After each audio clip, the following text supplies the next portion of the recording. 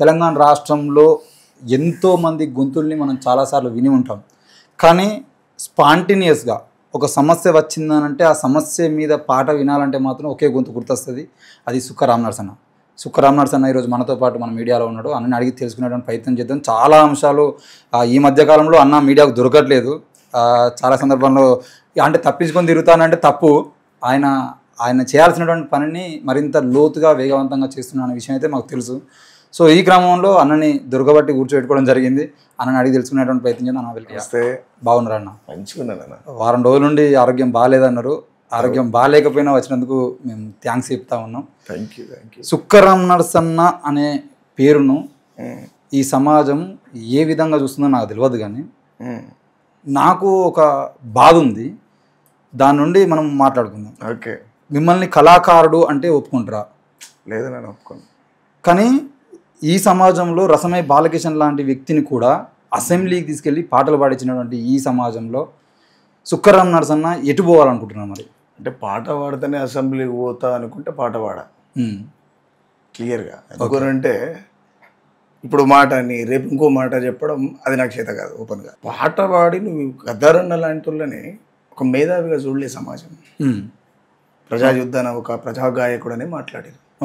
నేను అలాంటి పేరు పొందేటువంటి ఇష్టం కానీ అసలు ఎలాంటి ప్రేమ లేదు దాని మీద. ఎందుకు లేదు అని అంటే, ఇప్పుడు నేను పాట పాడితే కళాకారుడు అంటారు, రాస్తే కవి అంటారు, లేకపోతే ఇంకేదో అంటారు. మరి నేను పంచాయి కూడా చేస్తా కదా, దానికి ఏమంటారు? ఫైల్ మన్ అంటారా? నన్ను పెద్ద మనిషి అంటే ఫైల్ మన్ అంటారు కదా, పంచాయలు కూడా దింపుతుంటా, పెద్ద మనిషి అంటారు. కాబట్టి ఏమంటే మనిషి చేసేటువంటి పనుల మేరకు మారిపోతుండాలి కదా, మారిపోతుండాలి. అంటే ఇక్కడ ఎందుకు కేవలం దళిత కోణంలో అని చూసుకోవచ్చా? దళితం నుండి వచ్చినటువంటి వాళ్ళను మాత్రమే కేవలం కళాకారులుగా ముద్రేసి ఉంచుతారా? ఇదే కళాకారులు పాటలు పాడేవాళ్ళు వేరే కులాల నుండి వచ్చేది అంటే వాళ్ళు నాయకులు అయితే లీడర్ అంటారు, బాయిసాబ్ అంటారు, అన్న అంటారు, మీరు అన్న పైల్వాన్ కూడా అంటారు. కానీ ఇక్కడ దళితులకు వచ్చేసరికి ఏ పురు సోమనం తీసుకున్నా ప్రజా వాగ్గేయకారుడు అని చెప్పి అన్న మాట్లాడితే గంటల కొద్దీ జనాలు వింటారు. అవును, ఓకే. రెంజల్ రాజేష్ గారు ఉన్నారు, ఆయన మాట్లాడితే గంటల కొద్దీ వింటారు. కానీ ఆయనను సంబోధించేటప్పుడు మాత్రం ఎందుకు కేవలం కళాకారుడు అంటారు? ఇప్పుడు రెంజల్ రాజేష్ అన్న కావచ్చు, సోమన్న కావచ్చు, వీళ్ళు మంచి స్పీకర్స్. బట్ వీళ్ళకు ఉన్నటువంటి పెద్ద సమస్య ప్రమాదం, వీళ్ళు సింగర్స్. ఎస్, అసలు ప్రమాదమే అనుకోవాలా? ప్రమాదమే. ఎందుకంటే నిన్ను లీడర్ కానియదు, అది నేను లీడర్ని కానియదు. నువ్వు ఎన్ని కథలు నవ్వడు, నువ్వు ఎన్ని ముచ్చట్లు చెప్పు, నువ్వు ఎన్ని మేధావి లెక్చరీ, నిన్ను లీడర్ని కానియదు. ఎందుకంటే నువ్వు సింగర్. ఇడ సింగర్ని సింగర్ లాగానే చూస్తుంది సమాజం.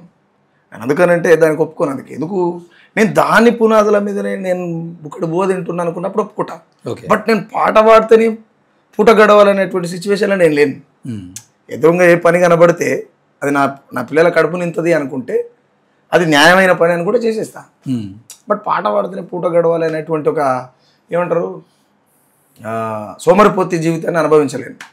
క్లియర్గా ఓపెన్గా ఇది అందరిని అంటున్నా. ఎందుకంటే సోమన్న చాలా గొప్ప సింగర్. ఎస్, చాలా గొప్ప సింగర్, మంచి స్పీకర్. ఎన్నో అవమానాలు, ఎన్నో కష్టాలు చూసి వచ్చినాడు. సరే ఇవాళ ఎట్లా ఉంటుండే ఏందనేది సమాజానికి తెలుసు, మీకు తెలుసు, నాకు తెలుసు, అందరికీ తెలుసు. రాజేష్ అన్న కావచ్చు, ఎవరి జీవితంలో అయినా కష్టం సుఖం అనేది సహజం ఉంటుంది. ఏంటంటే మనం నిలబడుతున్నటువంటి టైంలో మన భుజం మీద ఏ పేరు మోస్తున్నాం అనేది కూడా అవసరమే, ప్రధానమైనటువంటి అవసరమే అది. కాబట్టి ఇప్పుడు సోమన్న నేను అసెంబ్లీకి పోతా, పార్లమెంట్కి పోతా అని ఆయన అంటుండొచ్చు. కానీ సోమన్న ఎవరు అంటే పాటలు పాడతాడని అంటారు. అంటే ఈ పాటలు పాడతాడు ఒక టార్గెట్ పెట్టుకొని వీళ్ళని పాటలు కాడే ఆపే కుట్ర ఏమన్నా జరుగుతుంది అని అంటారా? పక్కా జరుగుతుంది. పక్కా జరిగితే దానికి తోడు వీళ్ళు కూడా బొక్కలు మెడకేసుకుంటారు. మేము మాదిగ జాతిలో పుట్టినాం, మేము డప్పులు కొట్టాలి, మేము చెప్పులు కొట్టాలి, మేము కట్టలు కట్టాలని మాట్లాడతారు. ఎందుకు మాట్లాడాలి అట్లా? దేనికి మాట్లాడాలి? మాట్లాడదు. ఏ చెప్పులు కుడతా ఆయనకి ఇలా బాటా కంపెనీలు ఉన్నాయి, ఏ చెప్పులు కుడతా ఆయనకు మోచి కంపెనీలు ఉన్నాయి, ఏ చెప్పులు కుడతా ఆయనకు వుడ్లైన్లు ఉన్నాయి, ఏ చెప్పులు కుడతా ఆయనకు రెడ్ టేపులు ఉన్నాయి. వీరంతా ఇంకా పీనెల కాడ డప్పులు కొట్టుడు, చినిపోయిన చెప్పులు కొట్టుడు ఈయనే ఉన్నారు కదా. పని ఆ డప్పులు కొట్టుడు, పాట పాడు అనేటువంటి అంశానికి వచ్చినప్పుడు ఈ సమాజంలో మీకు సహజమైన విలువలు దొరుకుతున్నాయా? సహజమైన విలువలు దొరకాలన్నటువంటి పని మీరు ఎందుకు చేస్తారు? అలాంటప్పుడు అలాంటి పేరు మోయాల్సి వస్తుంది కదా.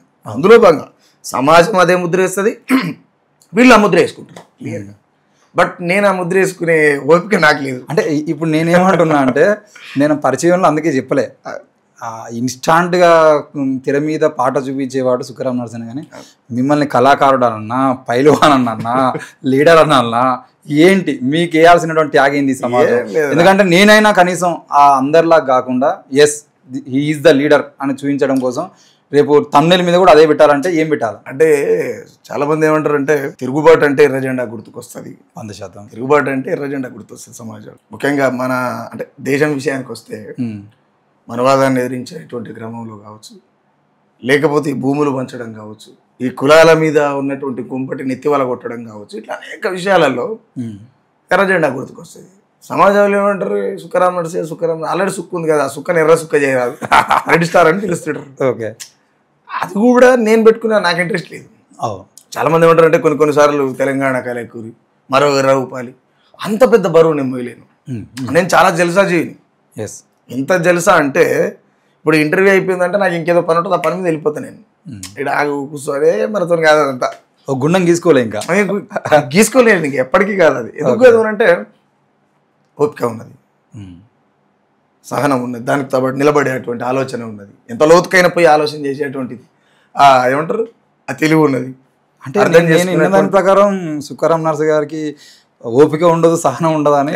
కొంత ఉంటుంది నాన్న, ఉంటుందా? ఎందుకు అని అంటే ఒక మాట చెప్పైతే నాకు విపరీతమైన బల్బు ఉంటుంది, ఓపెన్గా ఈ మాట. అదే ఎందుకు ఉంటుంది అని అంటే నేను నీకు ఆడుకొచ్చి రాకేష్ నన్ను ఇది అడగకు అనుకున్నప్పుడు నాకు బల్బు ఉండదు. నువ్వు ఏవైనా అడుకోపోయి చెప్తా, తెలిస్తే చెప్తా, లేకపోతే లేదు. ఓపెన్గా నాకే తెలుసు అనేటువంటి మాట మాట్లాడాడు రామ్ నరసింహ. అంత మూర్ఖంగా మాట్లాడితే సమాజంలో ఏం నిలబడతావు, ఏం మాట్లాడతావు? నా అనుకునే ప్రజలకు సైడ్ నుంచి ఎట్లా ఫైట్ చేయగలుగుతావు? కాబట్టి నేను ఏమిటంటే సమాజంలో ఆడ ఎంత పెద్దోడన్నా కానీ ఎవడన్నా కానీ మోడీనే అన్నాం, ప్రైమ్ మినిస్టర్ మోడీనే అన్న తర్వాత ఇంకెవడన్నా ఉండి అప్పిగుడు కాడు లేదు, ఎవరు లేడు కదా. ఇటువంటి మాటలు మాట్లాడినప్పుడు బల్బు ఉందని అనుకుంటారు, బరాబర్ నిజంగానే ఉన్నది. ఎందుకు ఉంది? నేను ఎక్కడ కూడా ఎవరి మోచేతులు నీళ్ళు లాగాలనుకుంటలేను, ఎవరికి దండం పెట్టాలనుకుంటలేను. చాలా మంది అంటారు సుఖరామ్ నడిసే గుడికి పోతురా, ఎందుకు పోవాలి? అసలు ఆ క్వశ్చన్ దేనికి అవసరం లేదు కదా. ఒకవేళ పోతానా అనుకుంటే అది నా పర్సనల్ కదా, నా వ్యక్తిగతం. అది నువ్వు పోతావా పోను, ఎందుకు ఇవన్నీ ఎందుకు నీకు అంటే నేను రాజకీయాలు తిప్పే ప్రయత్నం జరుగుతుంది, ఓపెన్గా ఉంటా కాబట్టి బల్బు ఉంటుందని అనుకుంటా, నిజంగానే ఉందనుకుంటే కూడా ఇబ్బంది లేదు. అంటే ఇంతకుముందు మనం మాట్లాడుకుంటున్నటువంటి అంశాలలో ఎర్ర ఉపాలన్న పేరు వచ్చిందని ఈ మధ్య కాలంలో కూడా గత వారం రోజుల క్రితం ఎర్ర సూర్య విడుదల చేసినటువంటి పాటలో కూడా తెలుసుకో లీడర్ అనే సాంగ్లో మీరు గొంతిచ్చిర్రు, ఒక పల్లవి వాడిన. సో అంటే ఎర్ర ఉపాలన్న ఆర్ఎస్ ప్రవీణ్ కుమార్ గారి కన్నా ముందే చెప్పిండు, డప్పులు కొట్టిన చేతులతో డాలర్లు సంపాదించాలి మనం అని చెప్పేసి చాలా ముందుగా చెప్పిండు. ఇప్పుడు మీరు అంటున్నటువంటి అంశం కూడా అదే, మనం డప్పులే కాదు అప్డేట్ కావాలని చెప్పేసి ఎర్ర ఉపాలను యాది చేసుకుంటూ ఒక మంచి పాట. త్యాగాల మాగాని తరగని సంపద తల్లడిల్లే జనుల తట్టి లేపిన పాట, నీలి రంగు జెండా నింగి కగరాలని అంటారా నీ బతుకు రంది తొలగాలని, ఎర్ర ఉపాలన్న ఎత్తుకున్న పాట మనువాది ఎదపైన మండే నిప్పుల తూట, ఆ నింగి తొంగి చూసి కోరి కొంగు జాపి అడుగుతుందే రాఘవాపురమున రాగాల రత్నము, ఎర్ర ఉపాలన్న మా ధిక్కార స్వరము. నేను పాటలు కూడా ఒక విచిత్రమైన అంశం పెట్టినా, ఏంటంటే వాస్తవం, బట్ ఇప్పటిదాకా ఎవరు రాలేదు, ఎందుకు రాలేదో తెలియదు. అంటే మనమే రాసినాం అనేది కాదు, ఎందుకు రాలేదో తెలియదు. వెలివాడ దాటక నడివూరు చూడక నేల రాలి నొల్ల సాగు కేక. ఒక సామాజిక వర్గం ఓ చివరస్తం చూడకుంటేనే కొన్ని తరాలు చచ్చిపోవడం ఏంటి, ఎంత విచిత్రమైనటువంటి ముచ్చట. పరుపు బండకు పాట నేర్పించినవు, చెట్టు కొమ్మలతో సప్పట్లు కొట్టించినవు, బాపనొల్లా గుట్టు డప్పు సాటించినవు, దళిత బహుజనుల మెతుకు పాటయినవు, కాకమ్మ కంఠమై కత్తి మెత్తగా నూరి గుండె గుండెన నిలిసిపోయినోడా, సావు డప్పుల మూత స్వార్థ మెరగా నోడ దింపుడు గల్లమై వచ్చిపోరా. ఎర్ర ఉపాలన్న మీద రాసినట్టు పాట.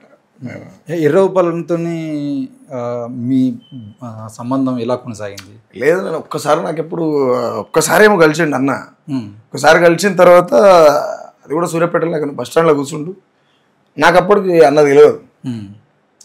రే అంటే ఇట్లా మరి ఏందిరా అంటుండే, ఇట్లా వెనక చూస్తా, వెనక చూసేసరికి ఇక్కడ దగ్గర పోయినా, అన్న నమస్తే అంటే నమస్తే. కామన్ నేను ఆడుతారంటే పడా, ఓకే, ఫస్ట్ నన్ను అన్నాడు వాడు, అవును. ఒకవేళ నేను అంటున్నా అంటే వాళ్ళు అనుకుంటే నేను లేవుతానా. ఓకే. శుక్రరామ నరసైన వారు అంటే అవునన్నా అన్న. అప్పుడప్పుడు ఈ కళాకారుల మీద పాట రాసిన ఒక 7 years. అవునవును. ఏమరా పనికత్తి మెత్తగా నూరి చేసంచలో పెట్టుకొని తిరుగుతున్నట్టు అన్నాడు. నాకు అర్థం కాలే అప్పుడు. ఆయన చనిపోయిన తర్వాత పబ్లిక్ అంటుంటారు శుక్రరామ నరసైన తోటి ఇట్లున్నాడా అని సమాజం అంటుంటే ఈయన ముందే పసిగట్టి అన్నాడా. ఎస్, ఆయన చనిపోయిన తర్వాత అర్థమైందన్నమాట. ఆయనకు ఆ గుణం చాలా ఉంటుంది అన్న. వ్యక్తుల్ని చూడగానే భవిష్యత్తులో ఈ సమాజం ఏం ముద్రైపోతుందో ఆయన ముందే చెప్పగలుగుతాడు. అంటే ఆ కళాకారుల పాట కూడా నిజంగా ఆ కళాకారుల పాట గురించి, మీరు వాడిన పాట గురించి వ్యక్తిగతంగా మీ ఇద్దరం మాట్లాడుకున్నాం. మేము అంటే ఆ పాటను విన్నాం ఇద్దరం కలిసి. నాకు గుర్తుంది ఆ పాట, మీరు కళాకారుల మీద రాసినటువంటి పాట. ఎందుకంటే ఆయన కూడా రాసి పెట్టుకున్నాడు ఒక పాట, కళాకారులను ప్రశ్నిస్తూ ఒక పాట రాసి పెట్టిండు. అది మీరే మళ్ళీ ముందుపడి తీసుకురావాల్సి ఉంటుందేమో కూడా. ఖచ్చితంగా. సో అంటే 20 రూపాయలన్న తర్వాత ఈ సమాజానికి సంబంధించిన విషయంలో మీరు ఏ వ్యక్తి గురించి ఆ స్థాయిలో మళ్ళీ పాట రాయగలుగుతారు? రాయలేం, అంతేనా? ఓపెన్గా. ఎందుకంటే మనిషి ఏదో ఒక అవసరంతోనే పనిచేస్తున్నాను. 20 రూపాయలు ఏ అవసరంతో పనిచేయాలి? సమాజం బాగుండాలనుకోవడం అవసరం ఎట్లయితుంది? కానీ ఇప్పుడు ఉన్నోళ్ళు వాళ్ళ అవసరాల కోసం రాసేటువంటి ప్రయత్నాలు చేస్తున్నాడు. వాడు అసెంబ్లీకి పోవాలని పాట పాడుతున్నాడు. వాడు నేను అంబేద్కర్ తర్వాత అంబేద్కర్ నేనే అని చెప్పుకునేటువంటి స్థితిలో పాట పాడుతున్నాడు. ఇంకోడు అంబేద్కర్ మొత్తం నేనే నవిలి మింగినని ఒకటి మాట్లాడుతున్నాడు. ఎవరి స్వార్థాల కోసం వాళ్ళు మాట్లాడుతున్నాడు. సమాజ మార్పు కోసం పనిచేయాలనుకున్నటువంటి సందర్భాలు బహుశా చాలా తక్కువ చూస్తాం మనం. అంటే నేను నా ప్రశ్న, ఇప్పుడు ఎవరి టాలెంట్ను వాళ్ళు ఉపయోగించుకొని వాళ్ళు వాళ్ళ వ్యక్తిగత జీవితంలో ముందు పోవడంలో తప్పేముంటుంది? వ్యక్తిగతంలో పోవచ్చు, కానీ మనం వ్యవస్థలో ఏం చెప్తున్నాం అనేది కూడా అవసరమే కదా. మనం చెప్పిన స్టాండ్ మీద నిలబడగలగాలి కదా. అంటే కేవలం మన జాతుల్లో లేరు కదా. నేనేమంటున్నాను, బుద్ధిజం చాలా గొప్పదని మాట్లాడతారు. అంటే ఇప్పుడు నీకు అర్థమయ్యే రీతిలో చెప్తాను నేను. బుద్ధిజం చాలా గొప్పది అంటారు. బుద్ధిజం తీసుకున్న వాళ్ళు అంత గొప్పలా కాదు కదా. నీ బుద్ధి చక్కగా ఉంటే ఏ బుద్ధిజం అవసరం లేదు. క్లియర్. నీ బుద్ధి చక్కగా ఉంటే బుద్ధిజం ఎందుకు? నువ్వు ఏడున్నా బుద్ధిజం ఉన్నట్టే కదా. కొత్తగా జెండలు కప్పుకొని తిరగాల. బుద్ధిజాన్ని పట్టుకొని పంచశీల మెడలేసుకొని బుద్ధి లేని చేతలు చేస్తున్న వాళ్ళు లేరా? కాబట్టి అలాంటి వాళ్ళు ఉన్నప్పుడు ఎవరి మీద రాయలేం. బహుశా ఆతలు పెట్టేది రాస్తుందేమో కానీ గొప్పగా కోతలు కోసేది అయితే కుదరని పని, జరగని పని. అంటే మీరు సమాజంలో ఏ సమస్య, ఫర్ ఎగ్జాంపుల్ షర్మిల గారు పార్టీ పెట్టినప్పుడు షర్మిల గారి మీద అప్పటికప్పుడు పాట రాశారు. ఈటల రాజేందర్ అన్న పార్టీ బీజేపీలో పోయినప్పుడు మీరు ఆయన ప్రశ్నిస్తూ పాట రాశారు. సమాజంలో ఆఖరికి వారి వర్గీకరణకు ముందు కూడా ఇది ఎవరి ఎంఆర్పిఎస్ ఎవరిది కాదు అని ప్రశ్నించారు. తర్వాత వర్గీకరణ అంశంలో మాలల్ని కూడా ప్రశ్నిస్తూ పాట పాడారు. అన్ని అంశాలలో అంశం తెర మీదకి రాగానే పాట పాడినటువంటి వ్యక్తి. కానీ ఈ సమాజంలో గత కొన్ని రోజులుగా బీసీలకు 42% రిజర్వేషన్లు కావాలని చెప్పేసి ఫైట్ చేస్తూ ఉంటే, అది పెద్ద ఎత్తున ఉద్యమం జరుగుతూ ఉంటే సుఖరామ్ నరసని ఇప్పటివరకు పాట పాడలేదని బీసీల నుండి ప్రశ్న. రాసిన షూట్ చేసిన క్లియర్ ఏంది ఎన్డీ మ్యూజిక్ అనేటువంటి ఛానల్లో రిలీజ్ చేసిన ఉందండి. అవునా? అంటే మీ ఛానల్లో రాలేదని? అన్నిట్లలో వాడేటువంటి ఏమంటే బీసీలు అనేటువంటి మంచి కాన్సెప్ట్ చెప్పినావు. ఈ దేశానికి ఎంతైతే బలమో అంతే ప్రమాదం. ఎవరు? బీసీలు. ఓపెన్గా ఎవరు మెజారిటీ వాళ్ళే ప్రమాదం జరుగుతుంది. ఎందుకనంటే నిన్నటి దాకా జాజల సీన్ అన్నదో సంఖ్యం, ఆర్ కృష్ణ అన్నదో సంఖ్యం, ఇంకో ఆయనదో సంఖ్యం. ఎవరి కాడ సంఘాలు పెట్టుకున్నప్పుడు నీ కులం నీదేనా, నా కులం నాదేనా, ఎవరి కులం వానికి అయినప్పుడు అది బహుజనవాదం ఎట్లయితుంది? కాదు. బీసీ వాదం ఎట్లయితుంది? దళితవాదం ఎట్లయితుంది? కులాల వారిగా మీరు కలవలే. ఒక్క ఆయన పట్టుకొని వచ్చి బీసీ జెండా ఎగరాలంటే ఎగురుతుందా? వాళ్ళ దాంట్లోనే సఖ్యత లేదు. నేను అందులో కూడా ఏంటది, మేమెంతో మాకంతా అని ఎంత మొత్తుకున్నా ఏ రాజకీయ పార్టీ కులాల లెక్క తెలుసదన్నా. మీరు వాట ఎవరిని అడుగుతారు అసలు? ఫస్ట్ ఆఫ్ ఆల్ ఈ బీసీ ఉద్యమకారులందరికీ నేను ఇది సింపుల్ ప్రశ్న, వాట ఎవరిని అడుగుతుర్రు అంటున్నా నేను. వాట అడుగుతున్నా అంటే మీ నెత్తి మీద ఇంకో మిండేడోడు ఉన్నట్టు లెక్క. ఆడోడాడు ఎవడాడు భయ్? వాటాలు అడుగుతారేది నాకు అర్థం కాదు. వాటాలు ఇచ్చే జనాభా మీ దగ్గర పెట్టుకొని పీడికడి శాతం సరిపోయినటువంటి పీకడి శాతం లేనటువంటి వాళ్ళని పట్టుకొని ఎవరిని వాట అడుగుతారు? వాట అడుగుతుర్రు అంటే మీరు ఇంకా ఎతక తింటుర్రు అని అర్థం, మీరు ఇంకా అడక తింటుర్రు అని అర్థం. మీరు ఒక ఏమంటారు కుల సంఘాల బెగ్గర్స్ అని కూడా అనుకోవచ్చు. మీ పిల్లలకి ఏం నేర్పుతున్నారు? మీ పిల్లలకు మీ ఇళ్ళల్లో ఉన్నటువంటి మీ కడపలో పుట్టిన పిల్లలకు కూడా ఏ ఉద్యమం నేర్పుతున్నారు మీరు? వాట అడగడం ఏంది అసలు? నాకు అదే విచిత్రం అనిపిస్తుంది. వాట అడగడం ఏంది? సింహాసనం మీది కావాలి కదా, రాజులు మీరు కావాలి కదా. ఎవడో రాజు అయితే పీకలేని రాజు చేసి ఆయన కాడు ఊకే ఆయన పీటే చుట్టూ తిరుగుతారు. నాకు అర్థం కాదు. ఇంకొక మాట, రేవంత్ రెడ్డి 42% రిజర్వ్ చేయాలని చెప్పి బిల్లు పాస్ చేయాలని చెప్పి ధర్నాలు చేయడం, ఢిల్లీ లాంటి ప్లేస్లో జంతర్ మంతర్ కాడ కూర్చోవడం ఇవన్నీ చేస్తున్నాడు. 42% అని ఒప్పుకుంటున్నటువంటి రాష్ట్ర ముఖ్యమంత్రి యనమల రేవంత్ రెడ్డి గారు 42% ఉన్నటువంటి వాళ్ళకు సీఎం పదవి ఉండాలనేటువంటి అంశం కూడా తెలిసి ఉంటుంది కదా. 100%. ఇప్పుడు నువ్వు ఏడుకోబోయి కొట్లాడే బదులు రేవంత్ రెడ్డి గారు రేవంత్ రెడ్డిని తీసుకొని పోయి కొట్లాడిపిస్తుండగా జాదల సీన్ అన్న 42% మేము ఉన్నాం, మీరున్నటువంటి సీఎం పదవిలో 119 మంది ఎమ్మెల్యేలను కూర్చోబెట్టి ఏకపక్షంగా తీర్మానం చేసి ఈ సీఎం పదవిని బీసీలకు ఇచ్చేయచ్చు అని అడగాలి కదా. మంత్రి పదవుల్లోనే 42% లేరు వీళ్ళు. అడగాలి కదా. 42% మీరు అని చెప్పి సీఎం ఒప్పుకుంటుండు స్వయంగా. ఒప్పుకున్నటువంటి సీఎం మీకు సీఎం ఇవ్వచ్చు కదా. ఈ మాట ఎందుకు అడగాడు జాదల సీన్ అన్న? అడగాల వద్దా? న్యాయబద్ధమా కాదా? న్యాయమే. ఇది అడగాల కదా. ఆయన తీసుకొని పోయి ధర్నాలు చెప్పి చూడండి కదా. ఎన్ని రాజకీయ కోణంలో వీళ్ళు లేపేది ప్రభుత్వాలే, వీళ్ళు సల్లారిపేది ప్రభుత్వాలే.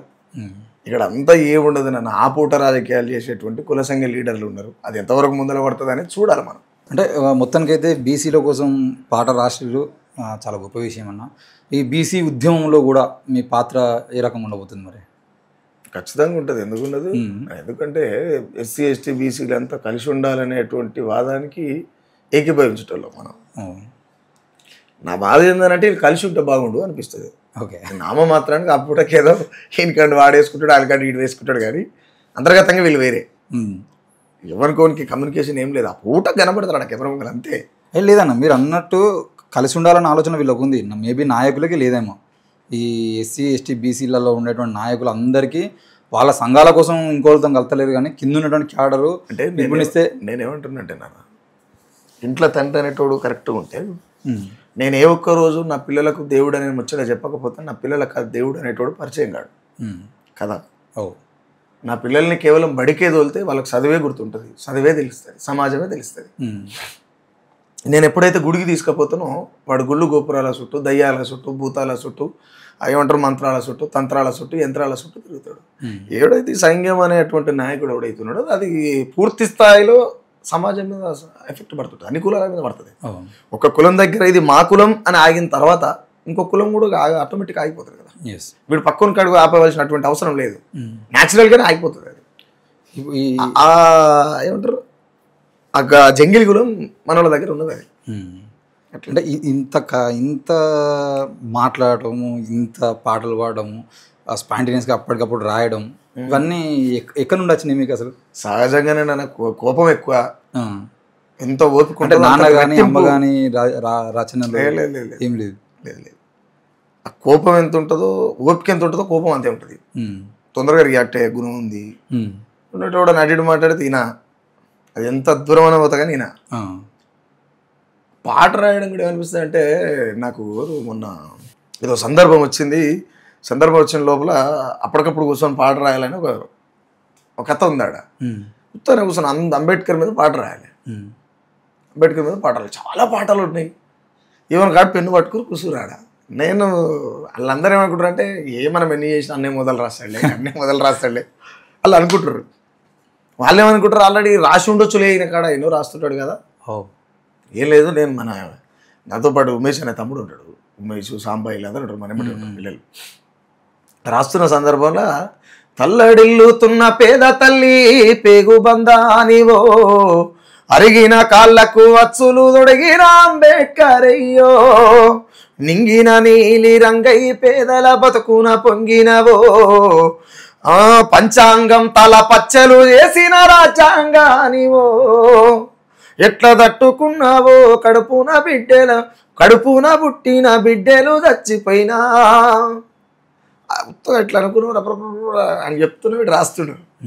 ఇక వాళ్ళు మనోళ్ళు 2 రోజులు 3 రోజులు రాసిన పాట 5-10 నిమిషాల్లో రాసి ఇచ్చేసిన. నువ్వు ఎప్పుడైతే పెయిన్ తీసుకోగలుగుతామో అప్పుడు మాత్రమే రాయగలుగుతున్నాను. అది రాయడం పెద్ద గొప్ప ఏం కాదు, అప్పటికప్పుడు రాయడం లేకపోతే అప్పటికప్పుడు మాట్లాడడం అంత గొప్ప ఏం కాదు. అంత చాలా మంది ఏం చెప్తున్నారంటే నేను అట్లనే, అంత ఏముండదు. రాసుడు ఏందో ఎవడైనా రాస్తాడు. పాడు భూమి మీద పుట్టినటువంటి ప్రతి మనిషికి పాట వస్తుంది. వాడు బయటకు పాడతాడు, లోపల పాడతాడు, గంతే. ఈ పాట పాడిన వాళ్ళు అంత పెద్దది, ఇప్పుడు రాసిన వాళ్ళు అంత పెద్దది అట్లా ఏముండదు. ఎవరి తరహాలో ఎవరి స్థాయికి వాళ్ళు రాస్తుంటారు, పాడుతుంటారు. కొంతమంది అంటే అప్పటికప్పుడు రాయగలుగుతారు అంటే వాడు విపరీతంగా దాన్ని ప్రేమించగలగాలి, విపరీతంగా వాడు ఆ పెయిన్ తీసుకోగలగాలి కదా. ఇప్పుడు ఇంత గొప్పగా రాసేటువంటి సుక్కరామ నరసన్న వ్యక్తులకు లేదంటే ఎవరికైనా అవసరం ఉంటే పాట రాసేటువంటి పరిస్థితి ఉంటుందా? ఏ కష్టం ఎందుకు అంటే నేను బతకలేకపోతే అది వస్తుందేమో. ఓకే, నేను దీన్నే నమ్ముకుంటే ఆ బాధ వస్తుందని రకరకాల పనులు చేస్తుంటా. నేను ఇదే నమ్ముకొని దీని మీద నిలబడితే చేయాల్సి వస్తుంది ఆ పని, ఆ తప్పు చేయాల్సి వస్తుంది. కాబట్టి ఆ తప్పు చేసేటువంటి ఇంట్రెస్ట్ కానీ ఓపిక కానీ లేదు. ఎందుకు కొంతమంది వ్యక్తుల గురించి వాళ్ళు చేస్తున్నటువంటి కృషి, వాళ్ళు చేస్తున్నటువంటి పని గొప్పదైతే రాయొచ్చు కదా.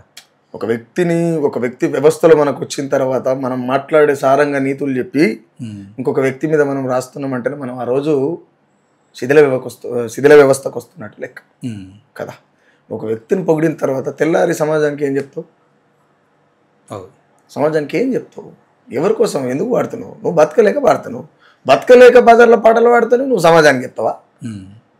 బతకలేక బజార్ల పాటలు పాడుతావు, సమాజానికి చెప్తావా? వాళ్ళకి దొంగ కదా, దొంగ నువ్వేం చెప్తావు వచ్చి బయటకు వచ్చి? ఇప్పుడు వ్యక్తి వ్యవస్థలో మాట్లాడేటోని వ్యక్తి కోసం పాట రాసినావు అంటే దేనికి రాసినావు? నీ అవసరం ఏదో ఉందాడ కదా. నీ అవసరం ఉండడానికి, నీ అవసరాల కోసం సాహిత్యం ఏమది కాదు. ఫస్ట్ ఆఫ్ ఆల్ ఇక్కడ ఏంటంటే ఇందాక నన్ను మీరు అనుకోకుండా రాసేస్తారు, పాడేస్తారు, లేకపోతే మాట్లాడతారు, ఇంకేదో చెప్తుంది. చాలామంది ఏమంటారు నేను అక్షరం అట్లా అనుకొని రాసిన, ఈ అక్షరం ఏముండదు ఇక్కడ, అంత పరిమాణం ముచ్చట చెప్తారు కొడుకులంతా. ఓకే, ఏముండదు. నేను ఒక మాట ఏమంటే గట్టిగా మాట్లాడితే, నేను ఈ మాట ఒకవేళ శ్రీశ్రీ బతుకుంటే కూడా నా వయసుకి మాట పెద్దదవుతుండొచ్చు, కానీ ఇదే నిజం. నిజం మాట్లాడాలనుకున్నప్పుడు వయసుతో పాడలేదు కదా నా. కాబట్టి నేను అంటే ఖచ్చితంగా ఇదే నిజం. ఒకవేళ శ్రీశ్రీ బతుకున్నా సరే, 1,00,000 మంది గోరే టెంకన్నలు వచ్చినా సరే, 1,00,000 మంది గోరే టెంకన్నలు వచ్చినా సరే, నేనేమంటే పాఠకాళ్ళు ఆయన అట్లా ఆయన ఇట్లా అని చెప్పుకొని సాహిత్యం ఇట్లా అని చెప్పుకోవాలి చెప్పుకుంటున్నటువంటి వాళ్ళు ఎవరైనా ఉన్నా, మీరు అడిగినటువంటి ప్రశ్న ఏంటంటే, ఆ ప్రశ్నకి ఏంటంటే ఒక తల్లి పిల్లలు గంటప్పుడు తీస్తున్నటువంటి పురిటి నొప్పుల రాగాన్ని మించిన రాగం తీసే కొడుకోవడని భూమి మీద పుట్టిండా అని అడుగుతాను నేను కదా. పుట్టిండవడం లేదు. కాబట్టి పాడడం రాయడం అంత సహజం అంటే ఏమడదు. చాలామంది చెప్తుంటారు ఇట్లా అని. ద సేమ్ టైం అలాంటి పాట నీకు పాడొచ్చినప్పుడు నీ వ్యక్తిగతం కోసం నువ్వు అవతలోనికి వ్యక్తికి పాట రాస్తున్నావు అంటేనే సమాజంలో నువ్వు అన్ఫిట్ అని అర్థం. ఓకే, నేను అన్ఫిట్ అనే పేరు తెచ్చుకోవాలనేటువంటి ఇంట్రెస్ట్ లేదు, రెండు చేత కాదు ఓపెన్గా. మీకు ఈ సమాజంలో మిమ్మల్ని ప్రభావితం చేసినటువంటి గొప్ప మనిషి ఎవరు అని అంటే ఏం చెప్తారు? మా నాయనని చదివితే మార్క్స్ని చదివినట్టు ఓపెన్గా. ఓకే, మా అయ్యని చదివితే మార్క్స్ని చదివినట్టే. మా నాయనని ఎందుకు చెప్తున్నంటే, మా అమ్మ నన్ను గంటప్పుడు మాత్రమే నొప్పులు తీస్తుంది, కానీ మా నాయన బొక్కలు పోయి బొందలు పడ్డదాకా నొప్పులు తీస్తాడు. ఆ నొప్పులకు రూపం లేదు. పుడమి నొప్పులు తీస్తే మా నాయన, పురిటి నొప్పులు తీస్తే మా అమ్మ. కాబట్టి పుడమి నొప్పులు తీసే మా నాయనకు గుడిసెకంబంత గుర్తింపు కూడా లేదు సమాజంలో కదా. కాబట్టి నాయన నుంచి చాలా నేర్చుకోవచ్చు. నాయనని చదివితే మార్క్స్ని చదివినట్టే. అలాగే నాన్న మీద పాట రాసినావు కదా. ఎందుకంటే నేను ఎందుకు ఈ మాట చెప్తున్నంటే, ఒకవేళ అర్థమయ్యే రీతిలో నాయనని చదివితే మార్క్స్ని చదివినట్టు ఎట్లా అనేటువంటి ఒక కోణం వచ్చినప్పుడు, మానవ సంబంధాలన్నీ ఆర్థిక సంబంధాలే అంటాడు మార్క్స్ అంటాడు అన్నమాట. మా నాయన ఏమంటాడు, పెడితే పెళ్లి కొడతారు లేకపోతే సాగు కొడతారు అంటారు. పెద్ద తీసిపోలేదు దానికి దీనికి సేమ్. గాలికి దీపం పెట్టి దేవుడు అని మొక్కితే నిలబడుతుందా బిడ్డ అంటాడు మా నాయన. మానవ సమాజంలో 2 చేతులు జోడిస్తున్నామంటేనే తీరని బానిసత్వంలోకి వెళ్ళిపోతున్నాం అని మార్క్స్ అంటాడు. పెద్ద తేడా లేదు కదా. 100%. అంటే మా నాయన చేతులు మట్టిలోకి పోతేనే నా చేతులు నోట్లోకి పోయినాయి. ఇంతకు మించిన జ్ఞానం నేర్చుకోవాల్సినటువంటి అవసరం ఏం లేదు. నాన్న పాట ఒకసారి. నాయనా ఉండలేక రాస్తినే ఓ అక్షరం, నేనెంత రాసిన చెప్పాలేనులే నీ జీవితం, కాలానికి పెద్ద కొడుకువు, కంట నీరుకును పెద్ద దిక్కువు, పిండి కొమ్మలే వెరిగేటి మమ్ముల, నీ జీతం లేని కాపలా, నాయనా ఉండలేక రాస్తినే ఓ అక్షరం, నేనెంత రాసిన చెప్పాలేనులే నీ జీవితం. మా అమ్మను మనువాడినప్పుడే కాలి మెట్టెల్లో నీ కంటి చూపులే. మా అమ్మను మనువాడినప్పుడే కాలి మెట్టెల్లో నీ కంటి చూపులే. ఈ భూమి మీద పుట్టినటువంటి మొగోడు ఎవడైనా సరే ఒక స్త్రీ ఆడంగా నడుచుకుంటూ పోతుందంటే ఆడు ముఖం చూసినట్టే ముఖం నుంచి డైరెక్ట్ కాళ్ళే చూస్తాడు, పెళ్ళి అయిందా కాలేదా అని. ఆ మెట్టెలు అనేటువంటి రూపం మా నాయన అవుతాడు అక్కడ. ఓకే, మెట్టెలు అనేటువంటి రూపం మా నాయన అంటే మా నాయన కాదు, నీ నాయన నా నాయన ఎవడైనా. మా అమ్మను మనవాడినప్పుడే కాలి మెట్టెల్లో నీ కంటి చూపులే. ఇడుపుకు ఈగ్రం అమ్మని నువ్వు ఎన్ని చేసిన అమ్మే అంతే. ఇడుపుకు ఇల్లు శుభ్రంగా ఉండాలంటే తల్లే. ఇడుపుకు ఈగ్రం అమ్మని సంసారం మీదకొచ్చింది నువ్వేనే. నీ ఒంటికి మట్టి వాసన, నీ ఒంటికి మట్టి వాసన, మా ఇంటికి మల్లెలై పూసనా. నాయనా ఉండలేక రాస్తినే ఓ అక్షరం, నేనెంత రాసిన చెప్పాలేనులే నీ జీవితం. మా తోడ పుట్టిన అక్క చెల్లెలా, మా తోడ పుట్టిన అక్క చెల్లెలా, మెట్టినింటికి పంపేటి వేళలా. తను వెళ్ళ దుఃఖాల తండ్రివే, మా తల్లికి కూడా చెప్పవే. ఊరంతా చుట్టుపక్కల అంతా ఏడుస్తుంటారు, తోడబుట్టిన ఏడుస్తుంటారు, మేనమామ ఏడుస్తుంటారు, అమ్మ ఏడుస్తుంటారు, అందరూ ఏడుస్తుంటారు. నాయన మాత్రం లోపల ఏడుస్తాడు, బయటికి ఏడవాడు. అంటే ఆ ఏడుపును సమాజానికి చెప్పాలనుకున్నాం. ఒకవేళ నాయన మీద రాస్తే ఏం రాలేము, ఏం రాసినా చెప్పలేదు, రాసిన తక్కువే. అందుకే పల్లవులు అది పెట్టిన. నేను ఎంత రాసినా ఉండలేక రాస్తున్నా, ఇది పానం ఉండబట్టలేక రాస్తున్నా అని చెప్పి రాసిండి పాట. అమ్మ కోసం రాస్తున్నా, అమ్మ కోసం రాస్తుండ్రు. అంటే అమ్మ పాటలలో అంటే అమ్మ పాటలు చాలా ఉన్నాయి నాన్న, అందుకోసం కొంచెం డిఫరెంట్గా రాద్దామని. అంటే అమ్మ మీద కూడా ఏమనుకుంటున్నంటే, ఏమి అమ్మ నీకు ఏం తెలుసు, నువ్వు కూసో, నీకు తెలియదుకో, ఏ ఇంట్లో నేను మాట వినబడతా 100%. ఎందుకంటే నేనేదో అని చెప్పడానికి లేదు, నేను కూడా అంటుంటా అప్పుడప్పుడు అన్నమాట. అనే కొద్ది నాకే అనిపిస్తుంది, అరే ఆమె నొప్పులు తీసింది, ఆ నొప్పులు ఎడ నేర్చుకొని తీసింది. ఏ తల్లి అయినా పిల్లల కంటే నొప్పులు నేర్చుకొని తీయదు, భూమి మీద అనే నేర్చుకోవచ్చు, కానీ నొప్పులు నేర్చుకునేటివి కాదు, స్వతహాగా తీయాలి కదా. పురిటి నొప్పులు నేర్చుకొని తీసేటివి కాదు. ఏంది నేను గిట్లా అంటున్నాను, నాకు నేనంటే ఆమె ఏం చదివిందని నాకు సర్ది కట్టింది, ఆమె ఏం నేర్చుకుంది, ఏం నేర్చుకొని నాకు నేర్పింది.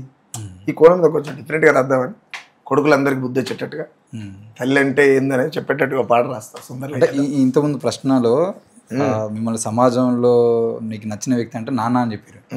అంటే అమ్మ నాన్నలు కాకుండా నీ మీద ప్రభావం చూపి ఓ గద్దరు కానీ, ఓ గోరటింకన్న కానీ, లేదంటే ఓ ఏ పురుషమన కానీ, ఇట్లాంటి వ్యక్తులు ఎవరన్నా మీ మీద ప్రభావం చూపిర్రా? అట్లానే ఏం లేదు, మనం నడుస్తున్నటువంటి బాటనే అయి ఉంటుంది. ఎందుకనంటే సోమన్న అయినా, గద్దరన్న అయినా, ఇంకన్న అయినా సమాజంలో ఉన్నటువంటి సమస్యల పట్ల వాళ్ళు స్పందించేటువంటి తత్వం వాళ్ళకు ఉన్నది కాబట్టి స్పందించారు. ఇక్కడ ఎవరు బెటర్ కాదు, ఎవరు బ్యాడ్ కాదు. ఓకే, అంటే మీకు బాగా నచ్చిన పాట వీళ్ళ దగ్గర నుండి కానీ, మిమ్మల్ని ప్రభావితం చేసిన కానీ పాట ఏదన్నా ఉందా? ఇంకన్నా పాట నాకు అదేంది, ఓహో నల్ల తుమ్మా, ఆ పాట చాలా బాగుంటుంది. నేను రోజుకి ఒకసారి అన్నింటి ఆ పాట. ఓకే, అంటే ఏంది, మేకపంచకమే నీకు సురగంగా, చాలా బాగుంటుంది పాట. తరువాత అన్నది నాకు ఏ పాట, గద్దరన్న పాట బాగుంటుంది. ఆ పాట ఏంది, అని చేస్తాని సంజీవన రాసిండి పాట. అని చేస్తాని అరిసి గోల పెడుతున్నావు, నువ్వు ఆపాలేవురో అది నిప్పుల వాగు గనక. యాంటీ గవర్నమెంట్లో నక్సలైట్ పార్టీని లేకుండా చేస్తాను ఒక టైంలో, ఒక 20-25 ఏళ్ల క్రితం మాట్లాడుతున్నటువంటి సందర్భంలో సంజీవన రాసి, అని చేస్తానే బాగా పేలుతున్నావు, నువ్వు దాన్ని ఆపడానికి ఏమనుకుంటున్నావు, దాన్ని అది నిప్పుల వాగురా నక్సలిజం అంటే అని రాశారు. ఆ పాట చాలా బాగుంటుంది. ఆ పాట కోసం వెతుకుతున్నా దొరకలేదు అది. ఓకే, అంటే నిప్పుల వాగు పుస్తకం వచ్చింది అందులో? లేదు, నిప్పుల వాగు అది ఏదో తెలంగాణలో వాళ్ళ పాటలన్నీ పెట్టిన పుస్తకం, అది గల్లే ఉంది. అంటే అందులో ఉన్నది ఏం లేదు, పాటలు మనోళ్ళు గొప్పగా రాసిన పాటలే అవుతున్నాయి. ఆ పాటలే ఉంటాయి, ఆ పుస్తకంలో మొత్తం పాటలే ఉంటాయి. నిప్పుల వాగు అదే, అది వ్యక్తిగా పేరు లేకపోతే ఖ్యాతి ఇంకేమంటారు కదా, ఇవన్నీ పొందేటువంటి బుక్ అది. ఓకే, అంటే ఇప్పుడు మనము ఇప్పుడు ఎవరు సంజీవన రాసినటువంటి పాటను ఈరోజు మాట్లాడుకుంటున్నట్టుగా గత 10 ఏళ్ల పాలన గురించి మాట్లాడుకున్నప్పుడు ఏ పురుషు మన పాట గుర్తొస్తుంది, యువని పాల అయింది తెలంగాణ అని చెప్పేసి. రేవంత్ రెడ్డి అధికారంలో రాగానే మీరు కూడా ఒక పాట రాసిర్రు, సుందర విజ్ఞాన కేంద్రంలో, దాని మీద పెద్ద సభ కూడా పెట్టిరు. ఎందుకు మరి కేసీఆర్ మీద వచ్చినటువంటి పాటలు రేవంత్ రెడ్డి మీద ఎందుకు రాలేకపోతున్నాయి? అంటే ఇక్కడ విషయం ఏంటంటే ఇప్పుడు రేవంత్ రెడ్డి మీద రాయాలంటే కూడా సుఖరామ నరసింహ ఒకటే రాయాలి, సుఖరామ నరసింహ ఒకటే రాయాలి. అంటే నా డౌట్ ఏంటంటే ఎవని పాలయ్యిందిరో తెలంగాణ అనే పాట ఇప్పుడు రేవంత్ రెడ్డి కూడా వర్తిస్తే కదా, మన పాలు కాలే కదా ఇంకా తెలంగాణ. అంటే ఇప్పుడు అదే ఎవని పాలు అయిందన్న సోమన్ అని ప్రజాపాలన అయ్యారో తెలంగాణ రేవంత్ అన్న వేయలేరు అని అంటున్నాడు. కాబట్టి నేను అందుకే అంట వ్యక్తుల మీద రాస్తావా అంటే రాయనికి లేదు. సోమన్న కాంగ్రెస్ పార్టీ కళాకారుడు ఓపెన్గా, అవునన్నా కాదన్నా అదేగా, నేను చెప్పుడు కాదు. సోమన్న కాంగ్రెస్ పార్టీ కళాకారుడు. ఇక లేదు ప్రజల తరపున ఎవడని ఉన్నాడు అంటే సుఖరామ నరసింహ ఎక్కడ ఉండి అనేది ప్రజలకు అభిప్రాయం.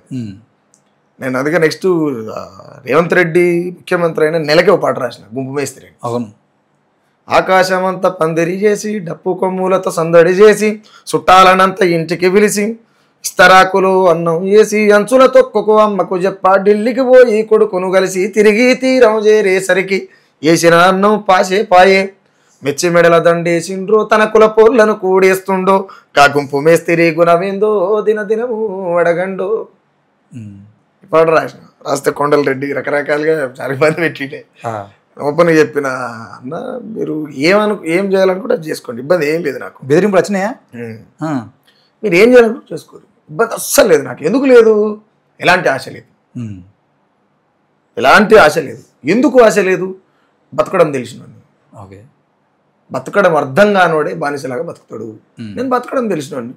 ఇష్టం వచ్చింది షర్మిల కావచ్చు, విఠల రాజన్న కావచ్చు, కేసీఆర్ కావచ్చు, కేటీఆర్ కావచ్చు, సంతోష్రావు కావచ్చు, చాలా చాలా చేసిరు.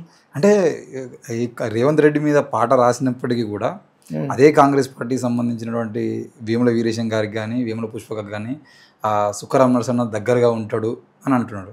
వాళ్ళ నుండి ఎందుకు అనే మాట ఇప్పుడు నచ్చిందా? అంటే ఇప్పుడు నేనేంటంటే నాకు చెప్పరు నాన్న వాళ్ళు, చెప్పరు. ఎందుకంటే ఒక రకంగా చెప్పాలంటే నీలాంటి వాడు ఉండు అంటే కొంచెం బిట్టనే అనిపిస్తుంది అని మాట్లాడతారు తప్ప, నువ్వు ప్రశ్న యుద్ధం చెప్తున్నారు అంటే వాళ్ళు కూడా ద్రోగులే కదా. ఓకే, అంటే ఇప్పుడు రాలేదు, నేను ఓపెన్గా అనేస్తా ఆ విషయం వాళ్ళకు కూడా. ఓకే, ఇప్పుడు పుష్పక గెరికే వీరన్న గెరికే పుష్పన ఎందుకు లేనంటే కూడా మమ్మల్ని ఏమన్నా నేను ఓపెన్గా అనేస్తాను, మీరు కూడా ద్రోగులే అని అనేస్తాను. ఎందుకు ఆయనతో చెప్పించుకోవడం అని వాళ్ళకి తెలుసు, తెలుగులోడు వీరన్న. కాబట్టి సమాజంలో నీలాంటి వాళ్ళు లేకపోతే కూడా కష్టమవుతుంది అనే తరహాలో మాట్లాడతారు. ఇప్పుడు నెక్స్ట్ మనం ఏమంటారు, ఏ పల్లెకు పోయినా ఏ తల్లిని అడిగినా పరిపాలన తీరును అడిగితే చెప్పులు చేతుల పడుతుండ్రో, రేవంతన్నకు బండబూతులతో హారతి పడుతుండ్రో, దుమ్ము వడ విని దుంపదెగా అని దునియలలేని ముఖ్యమంత్రి అని రికార్డు కాలేకి తొందరలో పాట చేస్తా, ఎలక్షన్లలోపే చేసేస్తా. అంటే నాకు తెలిసి నాకు ఊహ తెలిసినప్పుడు సంది రేవంత్ రెడ్డిని తిట్టిన బూతులు ఏ ముఖ్యమంత్రిని తిట్టలేదా? ఎందుకు ఈ ఇంత వ్యతిరేకత రావడానికి కారణం ఏమైంది మీ ఆలోచనలో? ఆల్రెడీ అప్పులలో ఉన్నటువంటి రాష్ట్రం. ఓకే, ఉచితాలు ఇస్తాను, ఎట్లా సాధ్యమవుతుంది? అడుకో ఇడుకో ఆదాయం వచ్చే ఆర్టీసీని తీసుకొని పోయి ఉచితం అంటే మళ్ళీ ఎట్లా తెస్తావు, ఎట్లా చేస్తావు? ఆర్టీసీ ఉచితం పెట్టవలసినటువంటి అవసరం ఏమున్నది? రాంగ్ ప్రాసెస్ అది. ఇప్పుడు రాకేష్ అనేట ఆయన పంజాగుట్టలో బస్సు ఎక్కి ఎల్బీ నగర్ పోవాలంటే ఎన్నిసార్లు పోతాడు? రోజు పోతాడా? ఏం పని పట్టలేదా రాకేష్? అలా కదా, 30 రూపాయల ఛార్జ్ లేదానే?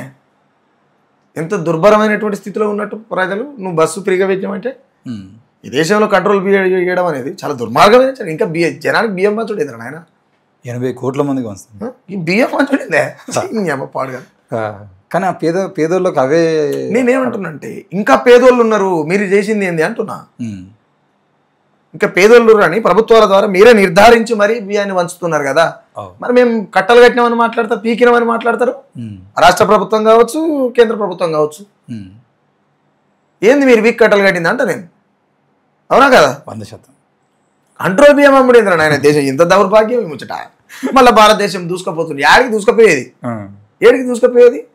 రాముని దేశానికి పరిచయం చేసుకోవడంలో దూసుకుపోవడు తప్ప ఇక్కడ తిండి లేక చచ్చిపోతున్నటువంటి ప్రజలు, ఇంకా పౌష్టికాహారం లేకుండా అస్థి పంజరాలు బతుకుతున్నటువంటి సమాజంలో బతుకుతున్నాం. చాలా బాధ అనిపిస్తుంది. నేను కొన్ని ప్రాంతాలు తీసుకుపోతే ఎప్పుడైనా సందర్భం దొరికినప్పుడు అసలు అన్న వీళ్ళు మనుషులేనా అని అనిపిస్తుంది. వాళ్ళ ఒంటి మీద కండ అనేది కనబడదు, ప్లాస్టిక్ కవర్ లాగా ఉంటుంది శరీరం. బొక్కలన్నీ క్లియర్ కనబడుతుంటాయి, అస్థి పంజరమే. కాకపోతే ఆ అస్థి పంజరానికి జీవం అనేది ఒకటి ఉంటుంది అంతే. ఇది ఆ పూట బతుకుతుంటారు. అట్లా కంట్రోల్ బియ్యం పంచేటువంటి సమాజంలో మనం బతుకున్నాం అంటే ఏంటి అసలు? పోని పంచినవు, కూటికి లేని వాళ్ళు ఈ సమాజంలో ఉండరని చెప్పి పంచినవు. నువ్వు 6 కిలోలేనా? సగటు మనిషి 6 కిలోలతో నెల గడుపుతాడా? లేదు. విచిత్రం ఇది. ఉచితాలు ఎవడి అన్నాడు. అంటే జనాలు కూడా ఉచితాలు చూసి ఏ పార్టీ ఎక్కువ పథకాలు ఇస్తే ఆ పార్టీకి ఓటేసేటువంటి పరిస్థితిలో ఉన్నారు. అంటే ఇక్కడ విషయం ఏంటంటే ఏ వ్యవస్థనైనా ఆర్థిక మూలాల మీద దెబ్బ కొడుతుంది. అనాదిగా అదే జరుపుకుంటూ వచ్చింది కదా. ఇచ్చేటోడు ఆడిస్తే ఇటు తీసుకుంటుండంటేనే వీని కాడ లేదని అర్థం. ఒక తల్లి వ్యభిచారం చేయడంలో తప్పు లేదు, ఓపెన్గా ఒక తల్లి వ్యభిచారం చేయడంలో తప్పు లేదు. కానీ బలిసి వ్యభిచారం చేస్తేనే తప్పు. బతకలేక శరీరాన్ని అమ్ముకుంటే తప్పే లేదు, ఓపెన్గా చెప్తున్నాను ఇది. కానీ బలిసి వాళ్ళు అమ్ముకుంటారు చూసినావు, దాన్ని వ్యభిచారం అనాలి.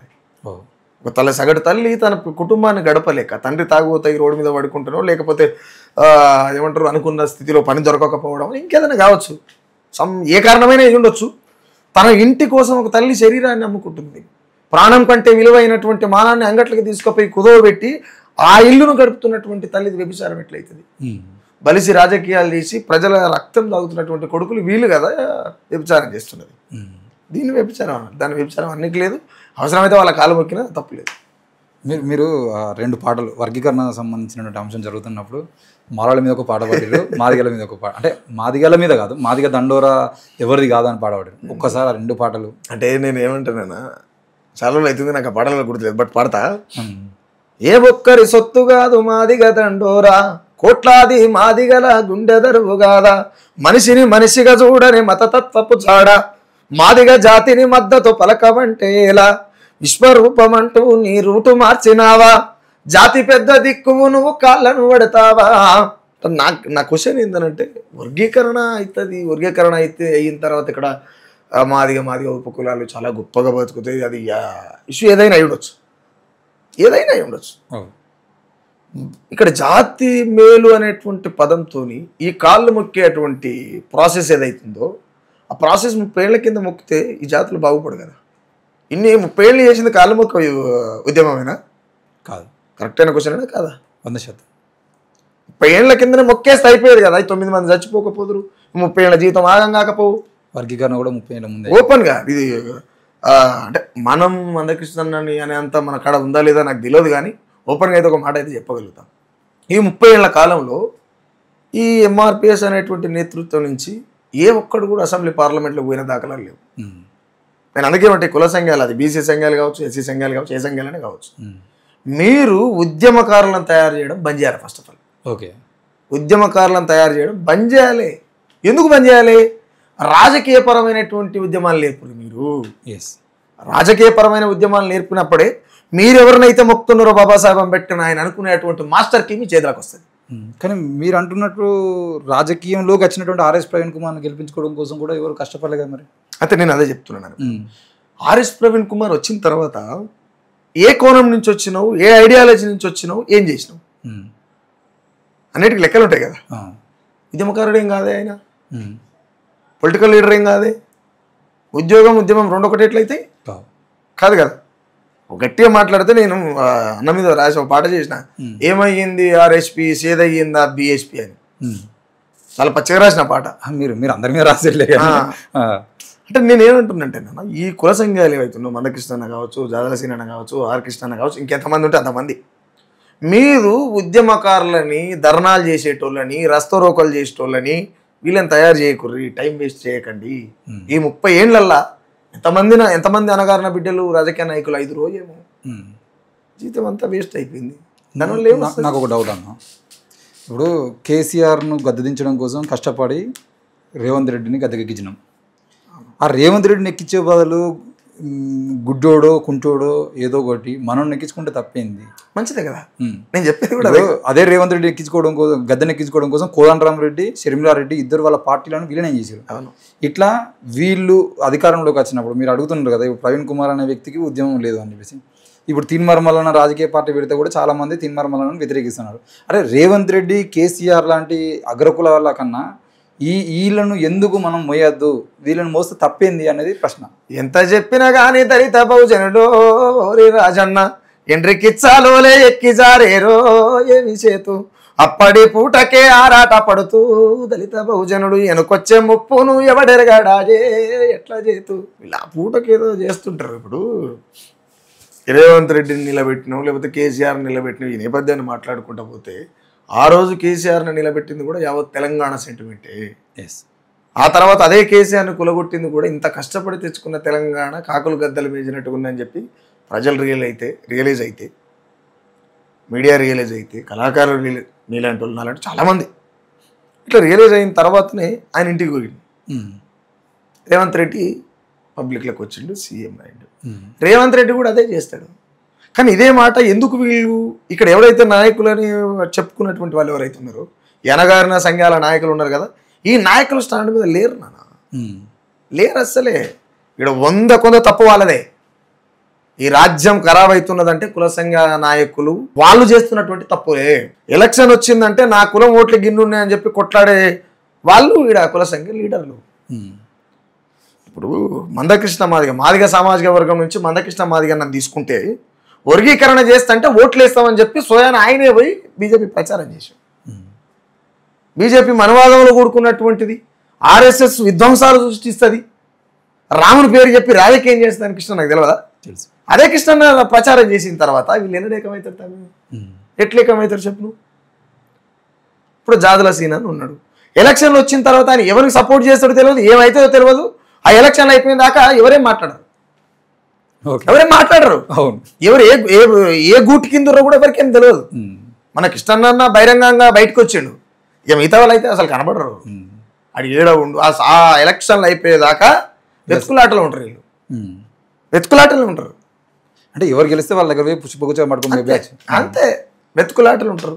ఎలక్షన్లో మేము గింత పేర్లు చెప్పుకుంటే ఒక్కొక్కటి ఉరిపెట్టుకొని సావాలి ఇళ్ళలో, కానీ వద్దని వదిలిపెడుతున్నారు బతకని అని.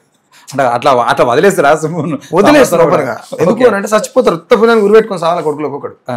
ఎందుకు వీడు ఓడోడు ఏడ పైసలు తెచ్చుకోండు, ఎన్ని తెచ్చుకోండు, ఏ మేలకాడ ఎన్ని తెచ్చుకోరు, బై ఎలక్షన్లలో ఎన్ని తెచ్చిర్రు, లేకపోతే పోలింగ్ ఎలక్షన్లలో ఎన్ని తెచ్చిర్రు, అన్నిటికీ మనకు పోనీ అని వదిలిపెడుతున్నాయి. ఎందుకంటే అప్పుడు ఇప్పుడు ధర్నాలు రస్తారో ఒకరు చేసుకుని బతుకురు కదా, బతకని అని వదిలిపెడుతున్నాయి. ఇంత మాట్లాడేటువంటి సుఖరామ్ నరసన్న వెనుక కూడా ఎవరైనా ఉన్నారేమో అనే డౌట్ వస్తే మీరేం సమాధానం? ఏముండదు మనకున్నటువంటి ఆలోచన. అంటే నేను చాలామందిని దగ్గర నుండి గమనించిన క్రమంలో రామ్ నరసన్న ఎదుగుతుండు, లేదంటే ఇంకొక వ్యక్తి ఎదుగుతుండు అని అంటే ఎదుగుతున్న దగ్గరికి ఆటోమేటిక్గా మంచికో ఏదో క్రమంలో మనల్ని ఫస్ట్ పంపిస్తారు. అరే నేను ఒకసారి సార్ కలుతా అన్నాడు, ఒకసారి నేను ఆయన కలుతా అన్నాడు అని చెప్పేసి తీసుకుపోయి మెల్లగా వాళ్ళ ముద్ర వేసేటువంటి ప్రయత్నం జరుగుతుంది. అట్లాంటి ముద్ర మీ మీద వేసేటువంటి ప్రయత్నం జరగలేదా? చాలాసార్లు జరిగింది. ఎక్కడ లొంగలేదా? పవన్ కళ్యాణ్ ఒక సినిమా డైలాగ్ చెప్తారు కదా, ఏదో ఒక సున్న దగ్గర ఎవరొకరు పడిపోతారు. లేదు అట్లా వాడు సున్న దగ్గర పడిపోయేది ఆడవిల్ల, నేను కాదు కదా, మొగోని కాదు. నేనేమంటే అట్లా చాలా జరిగినాయి. చాలా చాలా పెద్ద పెద్దోళ్ళు ఆ ప్రయత్నం చేశారు. స్వయాన ఇప్పుడు ముఖ్యమంత్రిగా ఉన్నటువంటి చంద్రబాబు నాయుడు ప్రతిపక్షంలో ఉన్నప్పుడు స్వయాన ఆయన ఛాంబర్ పిలిపించుకొని కూర్చోబెట్టుకొని మాట్లాడుకొని నీకేం కావాలని అడిగినాడు. విత్ ప్రూఫ్ ఉంది మన దగ్గర. ఓకే, ఏమద్దా మరి? ఏమద్దా? నేను ఓపెన్ ఆ పూటకు అది ఇది అంటే సరే అన్న అని చెప్పి మాట్లాడినా బయటకు వచ్చిన. అంటే చాలా మంది లైఫ్లో అక్కడే సెట్ అయిపోతున్నాయి కదా. బయటకు వచ్చిన తర్వాత నన్ను పట్టపోయిన అన్న ఆయన నాగరాజు అన్న ఉంటాడు. పట్టపోయిన తర్వాత ఏంది అట్లా చెప్పి వచ్చినావు, ఓకే అనుకుంటా ఆలోచించుకొని చెప్తాను బయటకు వచ్చిన అన్న. నేను ఓపెన్ చెప్పిన, నేను ఒక నరకంతకుడు పచ్చినెత్తులు దాగే చంద్రబాబు ఎట్టుంటాడో చూడాలి దగ్గరికి వెళ్ళని వచ్చిన అన్న, ఆయన కోసం సెటిల్మెంట్కి రాలే అన్నాను. ఓకే, ఓపెన్గా అన్న మాట అన్న. తర్వాత ఎంత మొండి అని ఉన్నాను, ఇట్లయితే ఎట్లా బతావు అన్న. ఎట్లా బతికింతానంటే ఇప్పుడు సమాజంలో ప్రకృతి ఏ జీవి డ్యూటీ చేసి బతకదు, ఒక మనిషే. అంటే మనిషికి అన్నీ కావాలి కదా. అన్నీ ఎందుకు కావాలి? ఆశ ఉన్నది కాబట్టి. ఒకసారి అంటే అవకాశం సందర్భం వచ్చింది కాబట్టి గద్దరన్న వాడినటువంటి పాటను గుర్తు చేసుకుందాం చంద్రబాబు మీద. నేనేమంటే నేను సారీ బాగా గుర్తు చేసినావు. గద్దరన్న మీద కూడా నేను ఆ టైంలో రాయవలసినటువంటి సందర్భం కూడా ఎందుకు వచ్చిందంటే అనేక సమస్యల్లో ఇదొకటి. నీ మీద కాల్పులు జరిపినటువంటి చంద్రబాబు కడుపులో తలకాయ ఎట్లా పెడతావు? నక్సలైట్ పార్టీ లేకపోతే గద్దారు ఎవరు? 100%. ఎవరు గద్దారు? గుమ్మడి విట్టలరావు ఎవరు? నువ్వు కదా, అంతే. పార్టీ ఉన్నది కాబట్టి గద్దరైన పార్టీ ఉన్నది కాబట్టి ఇది ప్రజాస్వామ్యంలో ప్రపంచం అంతా ఉన్నది నీ పాట. పార్టీ లేకపోతే నీకు సబ్జెక్ట్ యాడిది? కొంత జీవితం అక్కడ త్యాగం చేసినానే ఈ విలువ. నీకు ఆ పార్టీని వెనకంగా ఆ స్టాండ్ ఉన్నది కాబట్టి సమాజం నిన్ను చూస్తే భయపడ్డాడు, బతలాడిండు, కాలు మొక్కిడు, దిగపోయాడు. అంటే చంద్రబాబు అనేటువంటి సందర్భానికి వచ్చాం. చంద్రబాబు కూడా నన్ను బయటకు వస్తుంటే లెఫ్ట్ నుంచి వచ్చినావా అన్నాడు. లేదు రైట్ నుంచి వచ్చినా. లెఫ్ట్ నుంచి వచ్చినా అంటే రైట్ నుంచి వచ్చినా అన్న. ఇట్లా చూసి బయటకు వెళ్ళొచ్చిన తర్వాత నన్ను పిలిచి అడిగితే నేను ఓపెన్గా ఇట్లా పచ్చినెత్తురు దాకా చంద్రబాబు నాయుడు చూడాలని సో అని చెప్పి బయటకు వచ్చిన. బయటకు వచ్చిన తర్వాత అదే రోజు తెల్లారు అనుకుంటా, నైట్ అక్కడనే ఉన్నా, విజయవాడలో ఉన్నా. అదే రోజు నైట్ అక్కడనే ఉన్నా. షర్మిల నుంచి ఫోన్ వచ్చింది. జగన్మోహన్ రెడ్డికి పార్టీని పెట్టారు ఎవరు ఈమెది. ఓకే. ఈయన పెడితే షర్మిల నుంచి ఫోన్ వచ్చి డిలీట్ చేయాలని చెప్పి శ్రీనివాస్ రెడ్డి అని ఉంటారు ఆయన దగ్గర. శ్రీనివాస్ రెడ్డి ఉంటాడు. ఆయన ఫోన్ చేసి ఆ పాట డిలీట్ చేయి, ఏం కావాలి, ఏంటిది, ఏం కావాలి, అసలు మీ ప్రాబ్లం ఏంది అని. అసలు మీ ప్రాబ్లం ఏంటంటే నా ప్రాబ్లం ఏందో పాటలు చెప్పినా కదా, మళ్ళీ కొత్తగా అడుగుతాడు. లేదు అసలు ఏం కావాలి అని. ఏమొద్దు నాకు షర్మిల తెలంగాణకి రావద్దు అన్న. ఇనవా చెప్తారని నేను అన్న. సోమన్న లాంటి వాళ్ళు వచ్చి పాట పాడంగా లేదు నీకు వచ్చింది. ఇప్పుడు నా పక్కోడు ఎడ్డోడు అయింది అని చెప్పి నన్ను కూడా ఎడ్డోడు చేస్తుంటే ఒప్పుకుంటా. నాటే సోమన్న ఎవరైనా కావచ్చు, ఆ ప్లేస్లో ఎవరన్నా ఇట్టే మాట్లాడతా. ఇక్కడు నీళ్ళు తాగిండని నన్ను నీళ్ళు ఎందుకు తాగమంటావు? నాకు నచ్చింది తాగుతాపు. నువ్వు ఓని చెప్తానుకో. నేను అన్న తర్వాత సంతోషరావు ఫోన్. చాలామంది నాన్న పెద్దోళ్ళు పేర్లు ఎదుగులే కానీ చాలామంది పెద్దోళ్ళు. రీసెంట్గా కూడా నేను ఎవరిది బెల్లెల తక్క మీద ఒక పాట చేసిండు. అక్కవ పేదల దిక్కువో మా బెల్లిలలి తక్కవో, అక్కవ పేదల దిక్కువో మా బెల్లిలలి తక్కవో. నేను అందులో నయముద్దిని చంద్రబాబు నాయుడిని మెత్తగా నూరిన కత్తులను నయంకిచ్చిన నాయకులవరం, పాటతో తట్టి లేపిన గుండెకు ప్రాణాలు తీసిన చంద్రబాబు. ఇప్పుడు సీఎం ఏముండు కదా. నేనేమన్నా నేసిన 5-6 నెలల కింద 3 నెలలు 4 నెలలు అవుతుంది ఆ పాట. సహజంగానే పాటకు చాలా పెద్ద పవర్ ఉన్నది. ఆ పవర్ కాస్త పైసలకు అమ్ముడు పోతుంది అంతే. బెల్లెలతో వాడినటువంటి పాట ఉంది కదా, ఒక్కోసారి ఆ పాట. నేను ఆ పాట నాకు ఐడియా లేదు. నాకు ఈ మధ్యలో ఏమైందంటే బాగా మతిమరుపు వచ్చేసింది. అంటే బెల్లెల తక్క కూడా అక్క టాపిక్ వచ్చింది కాబట్టి మీరు శ్రీరాములు సినిమా ఇలా ఉంటుంది, రాజ్యహింస పెరుగుతున్నదో పేదోళ్ళ నెత్తురు. ఒరిజినల్ పాట అది కాదు. ఓకే. పార్టీ పాట అది కాదు. రాజ్యహింస పెరుగుతున్నదో పేదోళ్ళ నెత్తురు ఎరులయ్యి పారుతున్నదో, లెక్కలని పోలీసు మూకల మరతుపాకుల నెచ్చి పంపితే అందులో ఒక పదం ఉంటుంది, అన్నమో పుణ్యము తెలవని సిన్ని తమ్ముల పట్టుకొచ్చి అడగరా అని ప్రశ్నలు అడిగి అన్నలా చూపించమంటూ గొల్లలో సూదులు గుచ్చిండ్రో, ఏ మెరగనొల్ల కంటికొక పుట్టేడు ఏచిండ్రో, మర్మముల పెట్రోలు పోసిండ్రో. పురుషాంగంలో పెట్రోల్ పోసి మంటలు కొట్టించేదట. చాలా ఘోరంగా ఉంటుంది ఆ పాట. యూట్యూబ్లో కొట్టితే వస్తుంది. ఎంత బాగుంటుంది అంటే పాట అది ఆమె వాడితేనే బాగుంటుంది. అది 100 మంది రావడం పాట. ఓకే. ఆ వాయిస్లో చాలా బాగుంటుంది ఆ పాట. తర్వాత ఇంకో పాట ఉంటుంది కదా, తాగబోతే నీళ్లు లేవు తుమ్మెదాలో తడి గొంతులారిపాయే తుమ్మెదాలో, ఊరు మధ్యల బోరింగు తుమ్మెదాలో మోగుతుంది టింగు టింగు తుమ్మెదాలో, వచ్చి రాని కరెంటుకు తుమ్మెదాలో వలస వెళ్ళే బతుకులట తుమ్మెదాలో. ఒరిజినల్ పాటలన్నీ మార్చేసారు క్లియర్గా. రాజ్యహింస పాట ఒరిజినల్ పాట అంటే ఒక్క పోలీసు కూడా బయటికి రాడు. నిజం. ఓకే. చాలా అద్భుతంగా ఉంటుంది. బయట దొరకదు ఆ పాట. చాలా బాగుంటుంది. ఒకటి అయితే చాలామందికి ఈ విషయం తెలియదు. మొట్టమొదటిసారిగా నక్సలైట్ పార్టీ ఆంధ్రాకు సంబంధించినటువంటి పెద్దలు, తెలంగాణకు సంబంధించినటువంటి పెద్దలు మావోయిస్ట్ పార్టీ కూర్చొని తెలంగాణకు అన్యాయం జరుగుతున్నది, ప్రత్యేక తెలంగాణ రాష్ట్రం చేయాల్సిందే అని చెప్పి పార్టీ కూర్చొని ఏకపక్షంగా మాట్లాడి ఇక్కడ తెలంగాణకు జరుగుతున్నటువంటి అన్యాయాన్ని ప్రజలకు తీసుకుపోవాలి, ప్రజలకు అర్థం కావాలి, ప్రజలే రియలైజ్ అయ్యి ఫైట్ చేయాలనేటువంటి కోణం వచ్చినప్పుడు మొట్టమొదటిసారిగా చర్చలు జరిపింది నక్సలైట్ పార్టీ. అది జరిపిన తర్వాత మొట్టమొదటిసారిగా ఒక 2-3 ఉన్నారు. అందులో ఎవరు దానికి లీడ్ చేసే టీం బెల్లెల తక్క. ఓకే, కళాకారులుగా వీళ్ళని ప్రజలకు పార్టీ నక్సలైట్ పార్టీ తోలితే బయటకు వచ్చిన వీళ్ళు. ఫస్ట్ పాడవాడింది వీళ్ళు. బెల్లెల తక్క, బెల్లెల తన్నుతో పాటు గుండమల్ల శ్రీనన్న, ఇప్పుడు బతికే ఉన్నాడు ఆయన. తర్వాత బోయపల్లి రంగన్న, ఇంకో అన్న ఏదో ఉంటారు. మొత్తం 8 మందో 9 మందో వాళ్ళు. రంగన్న అంటే మీ నల్గొండ? ఓకే. బెల్లెల తక్క మీద పనిచేసింది ఆయన. అప్పుడు పార్టీ పంపిన టీంలో ఆయన కూడా ఉండు. ఓకే. ఎప్పుడైతే బెల్లెల తక్కని చంపిర్రో కేవలం పాట నాపడం కోసమే. బెల్లెల తను చంపిన తర్వాత వీళ్ళంతా చెల్లా చెదరైపోయారు. ఎందుకనంటే ప్రాణం ఇవ్వడం అంటే ప్రమాణం చేసినంత సుతారం కాదు కదా. దాంట్లో బాగా ఎక్కడో అక్కడ వెళ్ళిపోయారు కాదు. బెల్లెల తక్క ఇన్సిడెంట్ జరిగిన తర్వాత ఇప్పటికీ కూడా సమాజంలోకి వచ్చి పాట వాళ్ళు లేని వాళ్ళు, ఆమెతో పాటు ఉన్నోళ్ళు కొంతమంది, అందరిని అన్నికి లేదు కానీ కొంతమంది. బెల్లెల తక్క పాట అసలు యాక్చువల్గా మా పార్టీ మనిషి అని కూడా ఉంది తెలియదు. మొట్టమొదటిసారి తెలంగాణ కోసం పాటలు పాడమని పంపింది నక్సలైట్ పార్టీ. ఇప్పుడు ఏం చెప్తావు, తెలంగాణ కోసం ఫస్ట్ నేను పాట రాసినాను ఒక ఆయన చెప్తాడు, ఫస్ట్ నేనే వాడినాను ఒక ఆయన చెప్తాడు, ఏ పాటకి గిషింది చెట్టు కింద కూర్చొని రాసిన అన్ని మాటలు చెప్తారు. అసలు పంపింది నక్సలైట్ పార్టీ. ఓకే.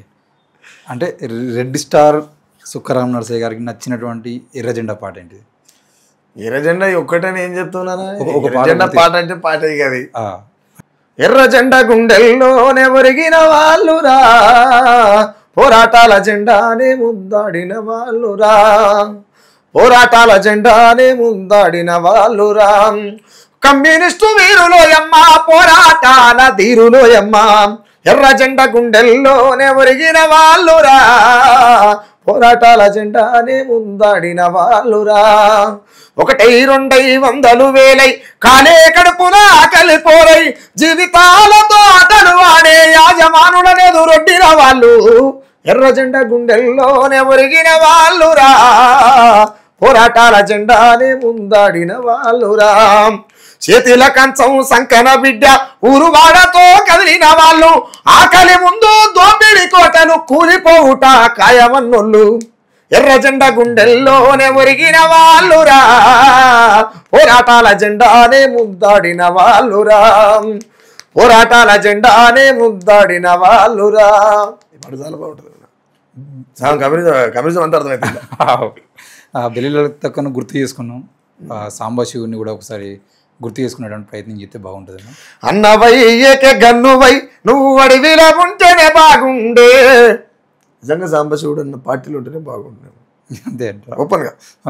అంటే మాట అంటే ఎందుకు చాలా మంది కొంత బెరుకు కొంత భయం ఉండొచ్చు, బట్ నాకు ఇలాంటి ఇబ్బంది లేదు. ఎందుకంటే వాస్తవమే చెప్పాలి కాబట్టి చెప్తున్నా. అన్నవై ఏకే గన్నువై నువ్వు అడవిలో ఉంటేనే బాగుండే, సాంబశివుడా నీ పేరు వింటే సర్కారుకే ఉత్సగారేదే, సాంబశివుడా నీ పేరు వింటే సర్కారుకే ఉత్సగారేదే, దొంగ నేతల సోపతి ఎట్లా కుదిరేనో నెత్తుటి మడుగుల ముంచిండ్రే, దొంగ నేతల సోపతి ఎట్లా కుదిరేనో నెత్తుటి మడుగుల ముంచిండ్రే, త్యాగాలతో అను వదిలినందుకే ప్రజల బలం వస్తుంది. అంటే ఎక్కడ ఉండేటోడు ఆడ ఉంటేనే దాని మజా ఉంటుంది నాన్న. ఎందుకంటే 100 మంది సైన్యానికి ఒంటి చేతితో సమాధానం చెప్పేటువంటి సాంబశివుడు, AK-47 గొర్రెల కాసుకుంటా బతికినటువంటి సాంబశివుడు దళాలను మెయింటైన్ చేసి రాష్ట్రానికి కార్యదర్శిగా కావడం అంటే ఆశామాష అయినటువంటి మాటలు కాదు. అంటే ఇప్పుడు అమిత్ షా లాంటి వ్యక్తులు పూర్తిగా మేము నక్సలిజాన్ని అంతం చేస్తామని చెప్పేసి March 31 డెడ్ లైన్ పెట్టారు. నిన్న కూడా మల్లోజుల ఆయన మొత్తం 60 మందితో తుపాకులతో లొంగిపోయిన పరిస్థితి, నెక్స్ట్ కూడా అందరూ అదే పరిస్థితికి వస్తారేమో అని చెప్పేసి మాట్లాడుతున్నాను పరిస్థితులు చూస్తూ ఉన్నాం. ఈ క్రమంలో మీరు చెప్పండి, నిజంగా నక్సలిజంకి అంతం ఉంటుంది అంటారా? నేను విషయం చెప్పాను అన్న, రూపం మారుతుండొచ్చు, రూపం మారుతుంది, ఐడియాలజీ ఆడిపోదు. ఎందుకు ఎట్లా పోతే ఇప్పుడు నేను అంటే తుపాకి పట్టుకొని అడవిలో పోతే క్రైమ్ అయినప్పుడు ప్రజాస్వామ్యబద్ధంగా ఇండియన్ కాన్స్టిట్యూషన్ ప్రకారం తుపాకి పట్టుకుంటే క్రైమ్ అవుతుంది అని చెప్పి రాజ్యం అంటుంది. బట్ రాజ్యమే క్రైమే. నేనేమంటే రాకేష్ ఉన్నాడు, రామ్ నర్సయ్య ఉన్నాడు, ఇంకో తమ్ముడు కెమెరామ్యాన్ ఉన్నాడు. తుపాకి పట్టుకొని అడవిలోకి పోతే క్రైమ్ అయినప్పుడు ఇదే ప్రజాస్వామ్యంలో మా బుద్ధిని వెపన్ చేస్తే మేము ఎన్ని ఎన్కౌంటర్లు అయినా చేయొచ్చు కదా. అడవిలోకి పోయి తుపాకి పట్టుకుంటే నక్సలైట్లు తీవ్రవాదులు అవుతారు. నేనేమంటున్నా అంటే ప్రజాస్వామ్య నక్సలైట్లు పుట్టుకొస్తారు, నీలాంటి వాళ్ళు నాలాంటి వాళ్ళు పుడతారు.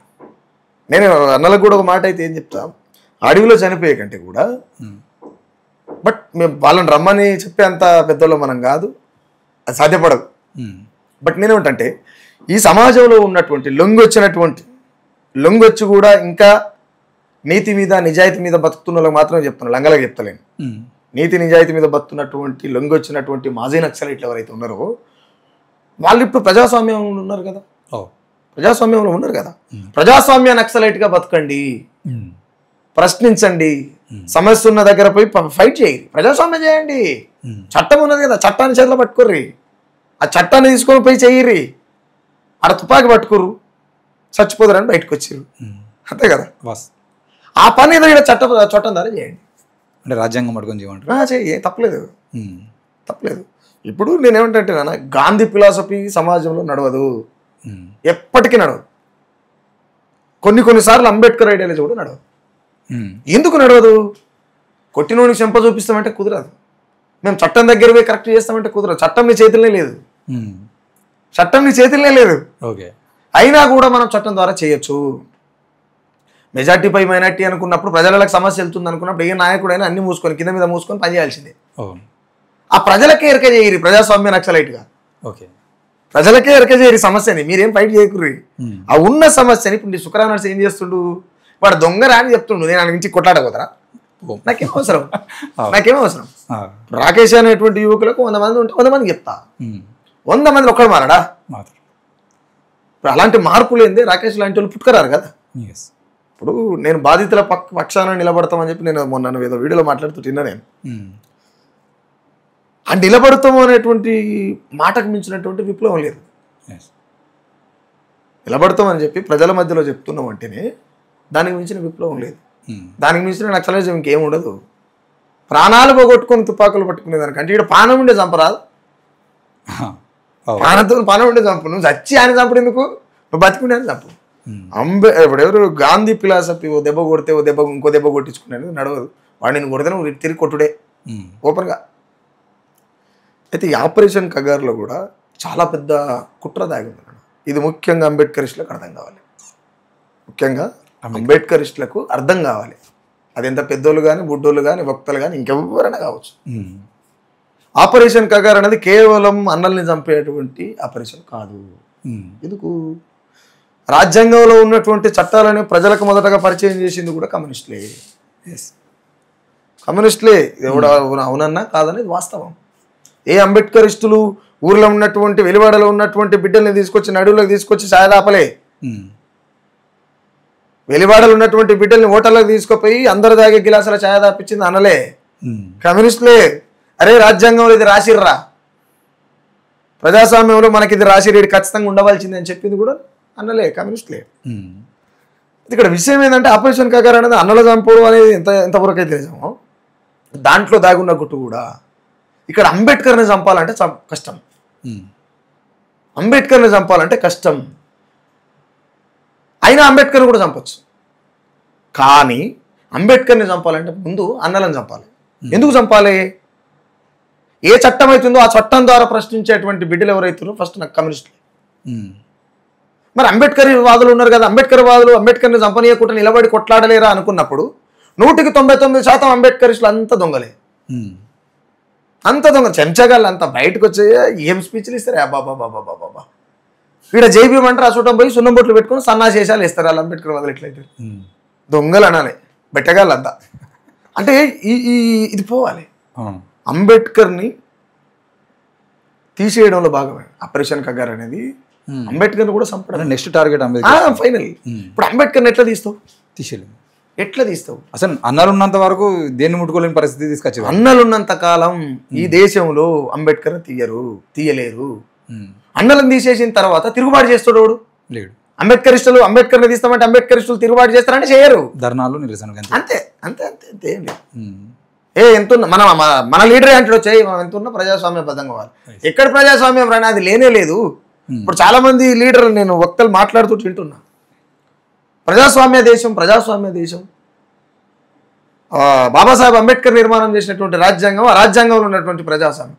గట్టిగా మాట్లాడితే ప్రజాస్వామ్యం అనే పదానికి భారతదేశానికి సంబంధం లేదు. ఇది రాజరిక దేశమే. ఇక్కడ కులం ఉన్నది, వర్ణం ఉన్నది, మతం ఉన్నది, కక్ష ఉన్నది, వివక్షత ఉన్నది, అన్నీ ఉన్నాయి. ప్రజాస్వామ్యం అనే పదం మన దేశానికి సంబంధం లేనటువంటి పదం, పొరుగు దేశం నుంచి వలస పట్టుకొచ్చుకున్నటువంటి పదం. ఈ రాజరిక దేశంలో రాడికల్స్ అనేటోళ్ళు లేకపోతే ఇప్పటికీ మన తల్లుల రొమ్ముల మీద బట్టు ఉండకపోయేది, ఉండకపోయేది తమ్మి ఓపెన్గా. ఇదే అంబేద్కరిస్టులు చట్టాలు రాసిండు, కానీ చట్టాలు ఎంతమందికి తెలుసు ఇప్పటికీ? పోనీ ఈ నక్సలైట్లు ఇదంతా వదిలిపెడదాం, ఇప్పటికి ఉన్న వాళ్ళకి ఎంతమందికి చట్టాలు తెలుసు? అన్ని తెలిసిండు కూడా వాడు పోలీస్ స్టేషన్కి పోతే చెప్పులు ఇవతలు ఇట్లు లోపలికి పోతాడు. ఆడు కుసోమని రాకి ఇటు కూర్చోడు. ఏం బతుకులు రేపు బతుకు, పనికి మేల బతుకులు. ఎవడన్నా మన లీడర్ ఎవడన్నా తప్పు ఒప్పు చేసి ఎవడన్నా పోయినట్టే మన లీడర్ చెప్తాడు, సార్ కాడికి పోయి నమస్తే పెట్టుకో, సార్ ఏదో అడిగిండి ఇచ్చిరాపో. వీళ్ళు అంబేద్కర్ వాదులు. వీళ్ళ మీద పాట రాస్తారా? ఇడిచి పెడతానా? అట్లా ఇడిచి పెట్టాను అమ్మో. మ్యాక్సిమం మన కట్ల పడితే మాత్రం ఇడిచి పెట్టవని ఓపెన్గా. కాబట్టి ఆపరేషన్ కగార్ అనేది కూడా అంబేద్కర్ని తీసేయడమే, అంబేద్కర్ని తీయనీకి లేదు. ఈ మధ్యకాలంలో నేను అక్కడక్కడ వింటున్నాను, అది కరెన్సీ నోటు మీద అంబేద్కర్ని పెట్టాలి, అంబేద్కర్ని పెట్టాలని ఒక చర్చ వింటున్నాను నేను అక్కడక్కడ. ఈ చర్చ కూడా నేను ఎందుకు చెప్తున్నంటే, అంబేద్కర్ని పెట్టడం అనేది సాధ్యం కాదు. ఎందుకు సాధ్యం కాదు? అంబేద్కర్ని వన్ టైం పెట్టినామంటే ఇక తీయనికి లేదు. తీయనికి లేదు, ఇంకా 200 ఏళ్ళు అయినా సరే తీయనికి లేదు. గాంధీని తీసేయచ్చు. గాంధీ సంఖ్య ఎంత? గాంధీవాదులంతా చెంప కొడుతూ చెంప చూపించు, వాళ్ళు ఫైట్ చేయరు కదా, ఫైట్ ఏం చేయరు కదా, తీసేయచ్చు. తీస్తాం, మరి ఎవరిని పెడతాం? అంబేద్కర్ని పెడతాం. కానీ అంబేద్కర్ని పెడితే మేము ఎప్పటికీ తీయలేము. కానీ రాజ్యంలో జరుగుతున్న కుట్ర ఏంది? రాముని ముద్రించాలి కరెంటు నోట్ల కరెన్సీ మీద అనేటువంటి ఒక పెద్ద కుట్ర. రాముడు ఎవరయ్యా అంటే బీజేపీకి ఓట్ బ్యాంక్. రాముడు ఎవరయ్యా అంటే బీజేపీకి ఓట్ బ్యాంక్ అంతే. మోడీకి ఏం తెలుసు? రాముడు తెలుసు, రాముని చేతిలో ఉన్న బాణం తెలుసు. ఓకే, మోడీకి ఏం తెలుసు? రాముడు తెలుసు, రాముని చేతిలో ఉన్నటువంటి బాణం తెలుసు. ఆ మోడీ కంటే కూడా ఇక్కడ ఉన్నటువంటి కేసీఆర్ ఒకవేళ కోటి వాళ్ళు నయం, కోటి వాళ్ళు నయం. ఎందుకనంటే ప్రజలకు ఉన్నటువంటి సమస్యలు, కులాలకు ఉండేటువంటి కట్టుబాట్లు, ఎవరి వాళ్ళ కట్టుబాట్లు ఉన్నాయి. కానీ మోడీ ఏమంటుండు? నువ్వు సగటు మనిషి తినేటువంటి తిండి మీద కూడా ఆంక్షలు ఉన్నాయి. ఇక్కడ సగటు మనిషి తినేటువంటి తిండి మీద ఆంక్షలు ఉన్నాయి. నేను తినేటువంటి ఆహారం మీద నీ పెత్తనం ఎట్లుంటుంది? ఎట్లుంటుంది? ఏ లెక్కతో ఉంటుంది? ఉండకూడదు కదా. అలాంటి వివక్షతలతో కూడుకున్నటువంటిదే బీజేపీ పార్టీ.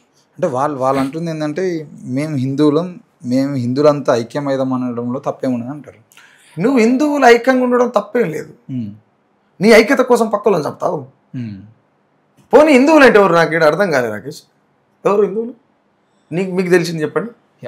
వాళ్ళు చెప్తున్నది అయితే క్లియర్గా, ఎవరైతే ఇక్కడ పుట్టిర్రో, ఇక్కడ పుట్టిన వాళ్ళు హిందువులు, వీళ్ళందరినీ మత మార్పిడి చేస్తున్నారు కాబట్టి వేరే మతాల్లో పోతున్నారు. నిజానికి వీళ్ళంతా రాముని వారసులు అని చెప్తున్నారు. మతం మారడానికి కారణం ఎవరు? దాన్ని వాళ్ళు ఒప్పుకోరు కదా. పోనీ వాళ్ళు ఒప్పుకోకునేవే.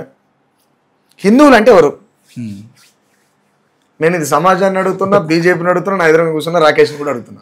హిందువులు అంటే ఏ కులాల వాళ్ళు? అసలు హిందువులు అంటే ఎవరు?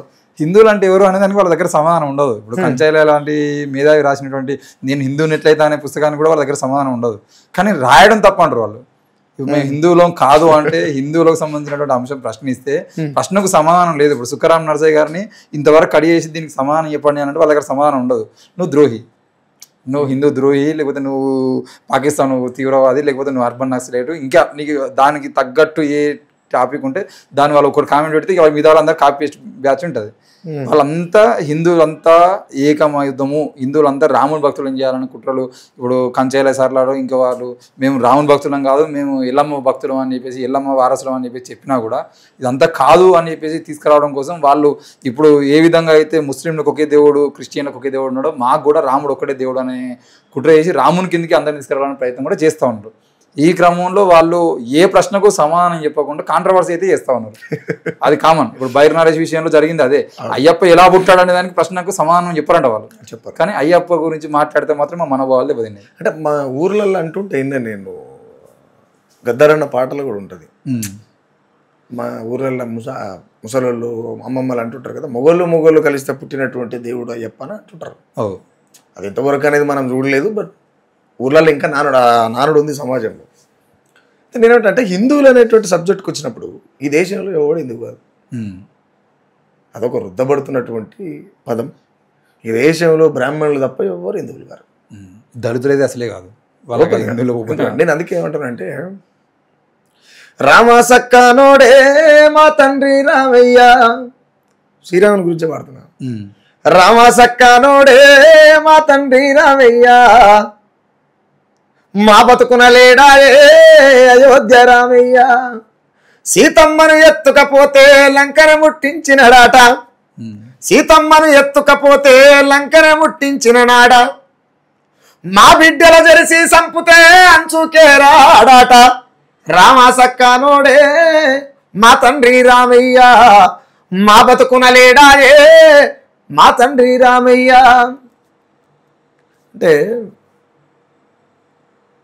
ఇంత అద్భుతమైనటువంటి రాముడు ఈ భూమండలం మీద స్త్రీ జాతిని శంకించినటువంటి, భార్యని అనుమానించడం అనేటువంటి పదాన్ని, ఒక స్త్రీని అనుమానించడం అనేటువంటి పదానికి పర్యాపదం ఏదైనా ఉందంటే అది శ్రీరాముడు. క్లియర్. స్త్రీని అనుమానించడం నేర్పింది ఆయన.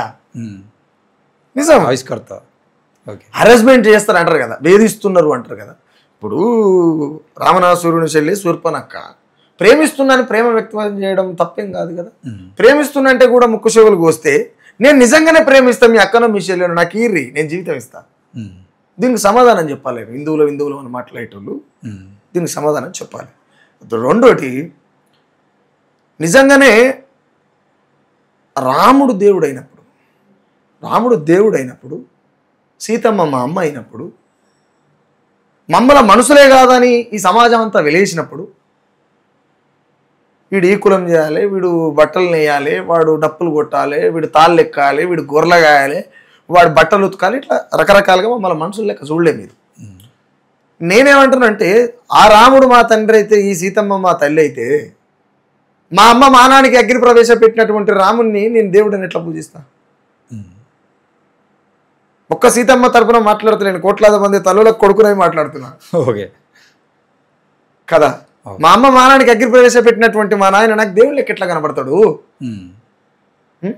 అది కేవలం అక్రమార్కులకు మాత్రమే దేవుడు లెక్క కనపడతాడు. మోడీ, బీజేపీ, ఆర్ఎస్ఎస్కు రాముడు దేవుడు ఇది తప్ప ఏం తెలియదు నాన్న. ఓపెన్గా ఏం తెలియదు. వాళ్ళకి తెలిసిందల్లా హింస తప్ప ఇంకేం తెలియదు. గాంధీని మొన్నటి దాకా కనుమరుగు చేయాలనేటువంటి ప్లాన్తో ఉన్నారు. గాంధీ జయంతులు చేస్తున్నారు. సాయుధ పోరాటానికి వాళ్ళకి సంబంధమే లేదు. ఒక్కనైనా చూపిరి, ఒక్కని సాయుధ పోరాట వార్షికోత్సవాలు చేస్తున్నారు. నిజాంతో కూడా మేము ఫైట్ చేసినాం అని చెప్తున్నాడు కాబట్టి ఏమనాలి? ఎవరికో పుట్టిన పిల్లని నా పిల్లని ముద్దాడేటువంటి క్యారెక్టర్ వాళ్ళకుంటే మనం ఏం చేస్తున్నాం? అది వాళ్ళ దౌర్భాగ్యం. అది మనం ఏం చేయలేం. ఎందుకేమంటే భారతదేశంలో పుట్టుడునే చేసిన తప్ప మనిషిని మనిషిగా చూడని మతాలదేమున్నది గొప్ప. నేను జంతువయ్యి జన్మించిన ఈ జగమే నా కాళ్ళు మొక్కును, నేను బండరాయినైనా భగవంతుడా అని పూజిద్దురు. నేను వాళ్ళ రాయినై పుడితే నన్ను మొక్కుదురుగా, వాళ్ళ జంతువునైతే నన్ను మొక్కుదురు కదా. భారతదేశంలో మనువాదం అంతులేని కుల గజ్జిమయం, చెదలకు పుట్టిన పుట్టకు పూజలు, నేల పాలాయ పాలదారలు, ఆవు మూత్రమే అమృతం అంటూ ఉచ్చకు దోషిలు దాపే కొందరు. ఆ ఉచ్చం దాగి అమృతం అంటే తప్పులేదు. ఆవు ఉచ్చం దాగి అంటే నేను నాకు వచ్చే భాషలు చెప్తాను, ఇంగ్లీష్లో చెప్పమంటే నేనే చెప్పాను. ఆవు ఉచ్చం దాగిన నోట్లోకి వెళ్ళి మల్లెలు రాలుతాయట, మంత్రాలు చదువుతాడట. మంచి నీళ్ళు తాగేటువంటి మాలమ్మదిలను పట్టుకున్నట్టు చంపుతారా?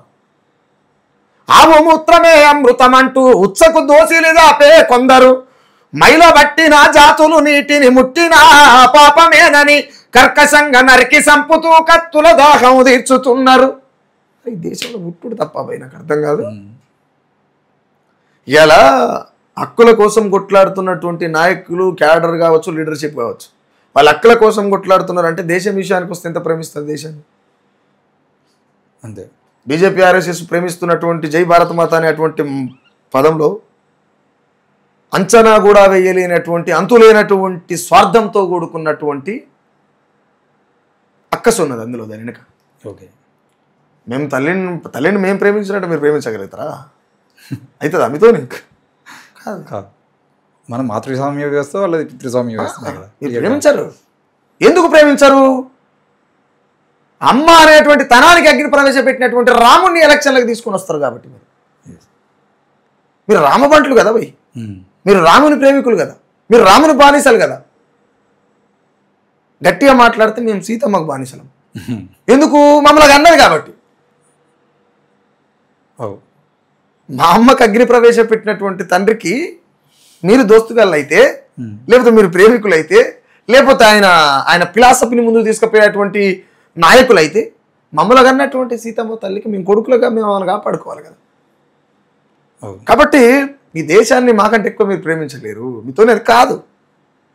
మీరేదో అన్ని నాటకాలు అవన్నీ ఇట్లా చెప్పుకుంటూ పోతూ జీవితం సరిపోదు. ఓకేనా, చాలా సేపు అయింది. మీరు కూడా పాడుతూనే ఉన్నారు. ఇక సుఖరామ్ నడుస్తాను గెలికితే ఎట్లుంటుంది అనేది అందరికి తెలిసిందే. ఆ చివరిలో పేర్లు, వాటికి సంబంధించినటువంటి మీకు నచ్చినటువంటి పాటల్ని గుర్తు చేసుకునే ప్రయత్నం చేద్దాం. అందులో భాగంగా మొదటగా ఎర్ర ఉపాలి అంటే మీకు గుర్తొచ్చే పాట. నక్కలెరగని బొక్కలుండవట, నాయకులెరగని ట్రిక్కులుండవట, తెలుసుకో లీడరు మేలు కొంది క్యాడరు, తెలుసుకో లీడరు. గద్దర్ గద్దరన్న. అరే కాంగ్రెసోడో నీ కపట నీతి తెలిసిపాయే, దోపిడి దొంగో నీ రూపమేందో తెలిసిపాయే, ఇటోడు అటు గుసుండు అటోడు ఇటు గుసుండు, వాని నోట వీని మాట వీని నోట వాని మాట. అరే కాంగ్రెసోడో నీ కపట నీతి తెలిసిపాయే, దోపిడి దొంగో నీ రూపమేందో తెలిసిపాయే. గొర్రెటెంకన్న. గల్లీ చిన్నది గరీబొల్ల కథ పెద్దది, వాళ్ళుండే ఇల్లు కిల్లి కొట్ల కంటే చాలా చిన్నయో గల్లీ చిన్నది. సెకండ్ లైన్ టీవీలో దాని శబ్దం ఏందో చూడరా, లోపల రాళ్ళేసినట్టు లొడలొడ వినిపిస్తుందో గల్లీ చిన్నది. పైన తిరిగే ప్యానురా విమానము మోతరా, ఎప్పుడు పడుతుందో ఏమి తెలవదాయరా గల్లీ చిన్నది. ఇరుకు ఇంట్ల నరకమై వీధులల్లకొస్తేరా, పొరలేమో దుమ్ములోన పొల్రాడుతుంటారో గల్లీ చిన్నది. అందశ్రీ. మాయమైపోతున్నాడమ్మా మనిషన్నవాడు, మచ్చుకైనా లేడు చూడు మానవత్వం ఉన్నవాడు, నూటికో కోటికో ఒక్కడే ఒక్కడు, యాడ ఉన్నడు గాని కంటికి కనరాడు. వరంగల్ సీన. ఓయమ్మ తెలంగాణ పల్లె ఈనాడు ఎందుకింత చిన్నవాయే, వెనకటి కల తప్పినాదో నా పల్లె ఎటుగాని తీరయినాదో.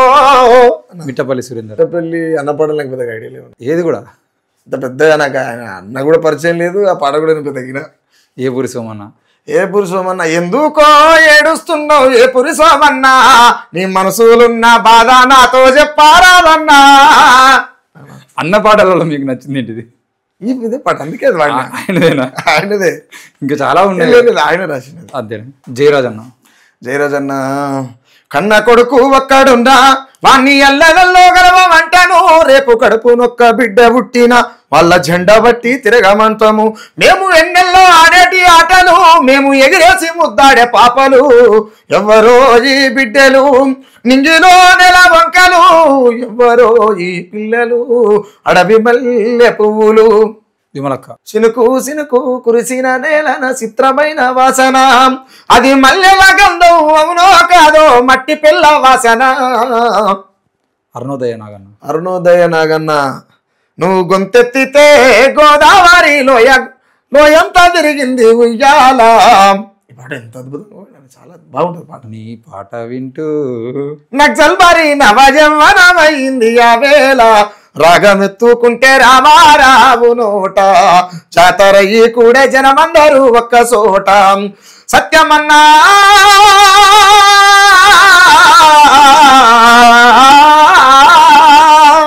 ఆయన ఎత్తుకుంటే రామారావు. అరుణోదయ రామారావు.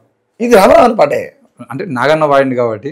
సాయి చంద్. పాటమ్మా నువ్వు గన్న కొడుకు యాడున్నాడో జాడ చెప్పు మాకు, పాటమ్మా నువ్వు గన్న కొడుకు పాలమూరు మట్టి గర్భం రాష్ట్ర సాధన కొరకు చేసే గానం పాలమూరు మట్టి గర్భం వంతవాడి నొల్ల వంతొచ్చినం వేదికెక్కి ఎదిరి చూస్తా ఉన్నాం అయ్యో వినబడతలేదమ్మా అన్న రాగం పాటమ్మా నువ్వు గన్న కొడుకు యాడున్నాడో జాడ చెప్పు మాకు పాటమ్మా నువ్వు గన్న కొడుకు గూడాంజన అసలేటి వానల్లో ముసలెట్ల గట్టుకొని మోకాటి బురదలో మడిగట్టి దున్నుతే గుడిసెల వలివిగాలేరో గంగన్న గడిసెల వలివి నిండారో రసమై బాలకృష్ణ రసమై బాలకృష్ణ నాకు కూడా పెద్ద ఐడియా లేదని ఆయన ఏం పాటలు అన్ని మంది పాటలు ఆయన పాటలు ఏం లేవు అంటే నాకున్న పరిచయం మేరకైతే లేవు మీ పాటల్లో పల్లె పల్లెకు పోరు పాట అయిపోతున్న ప్రశ్నించే పాట నీవో రామ నరసయ్య నీతిగల్లా మాట నిప్పుల వానాట సాగుతో సంసారమో రామ నరసయ్య